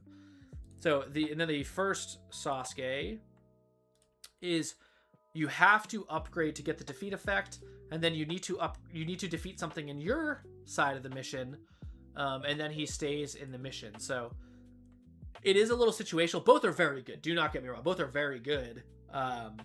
But it's kind of, you'll have to think about which one you want to play, because like I said, playing this one requires a Sasuke upgrade line, whereas playing the new one just straight up doesn't. So like you could play this in a summon deck if you really wanted, just like as a removal spell, for example. I don't know if you want to do that, but yeah, it's a very interesting card. All right, lastly is our girl Tsunade, and they have a gold version of this, but that's going to be a pain in the ass to read. 7/7, main instant, shuffle up to 5 cards to the top of your discard pile into your deck. For each card shuffled, power up 1. Upgrade main effect. In addition, for each card, also power up 1 a friendly character in play. Very cool. Very good in the Sani Bomb deck here, right? The Sani Bomb was kind of restricted to you needed to have the 7 cost secret from last set to power up everything, whereas this will let you have basically 2 Sani Bombs for it, right? And maybe that 3 cost Jiraiya that I was not like super hot on before ends up being good if we're looking for those, especially for upgrading off of lower cost Tsunades. Jacob says, should we just wrap up and play Bandai? They're not going to keep it up for a small player base. I put out a couple videos on the Bandai game. They're very different games, very distinct. Mythos just announced a massive regionals in the US today. It's happening next month. They have a huge event happening in Paris. Like, Mythos is ramping up. They're releasing sets. I'm happy to play it. Bandos is a year out. It's literally a year out from playing it. I was one of the people in the first playtest sessions at Gen Con. I don't like the gameplay of Yu-Gi-Oh! And it's Yu-Gi-Oh! With some aspects from One Piece. I really don't like it. However, nothing's set in stone. That's why they're all playtest. They're a year out. They haven't made anything solid, so they could make it better. But the two games play completely differently. Where that scratches more of like a Yu-Gi-Oh! Itch, whereas Mythos really scratches like a Magic Riftbound type itch. I love this. So let's take a look at the Katsuyu before we rank the Tsunade like the other ones. So this has the same thing. If you have a friendly Tsunade, it doesn't bounce at the end of your turn. It's a 5/8. Then you gain 1 chakra for every friendly Tsunade in play. So she's a low cost Katsuyu essentially. At lowest, it's a 1 cost, 8 power, which is pretty cool. I think these cards are good. Again, I think they work in the Sani Bomb deck. I'm going to put them in B tier. I want to test them in the Sani Bomb deck. We'll see if they do end up being good. And, let me read the Tsunade one more time before I misquote it. Power up 1, a for each card. Okay, yeah. So you only get to power up 5 things 1. I was thinking you got to power up everything 1 again, but no.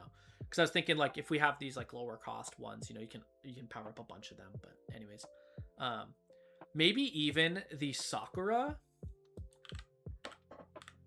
This Sakura ends up being, damn, it's only in this mission. I was thinking it was in play that you get an extra power up. Maybe this card ends up being good with the 1 costs because we're playing the Sakuras in the deck anyways for the card advantage. But it looks like this is the tier list, guys. Maybe these can move around a little bit now that we've ranked everything. But I'm pretty comfortable, I think, with the S tier being the Shadow Clone Naruto, the Hidden Mission, and then the Gamabunta and the Jiraiya, obviously for the summons. A tier has a lot of really powerful things in it that maybe some could move back and forth. B has a little bit more situational stuff that's just like good. And then C being like maybe applicable somewhere. And then D just being like, I'm just never playing these cards. Yeah.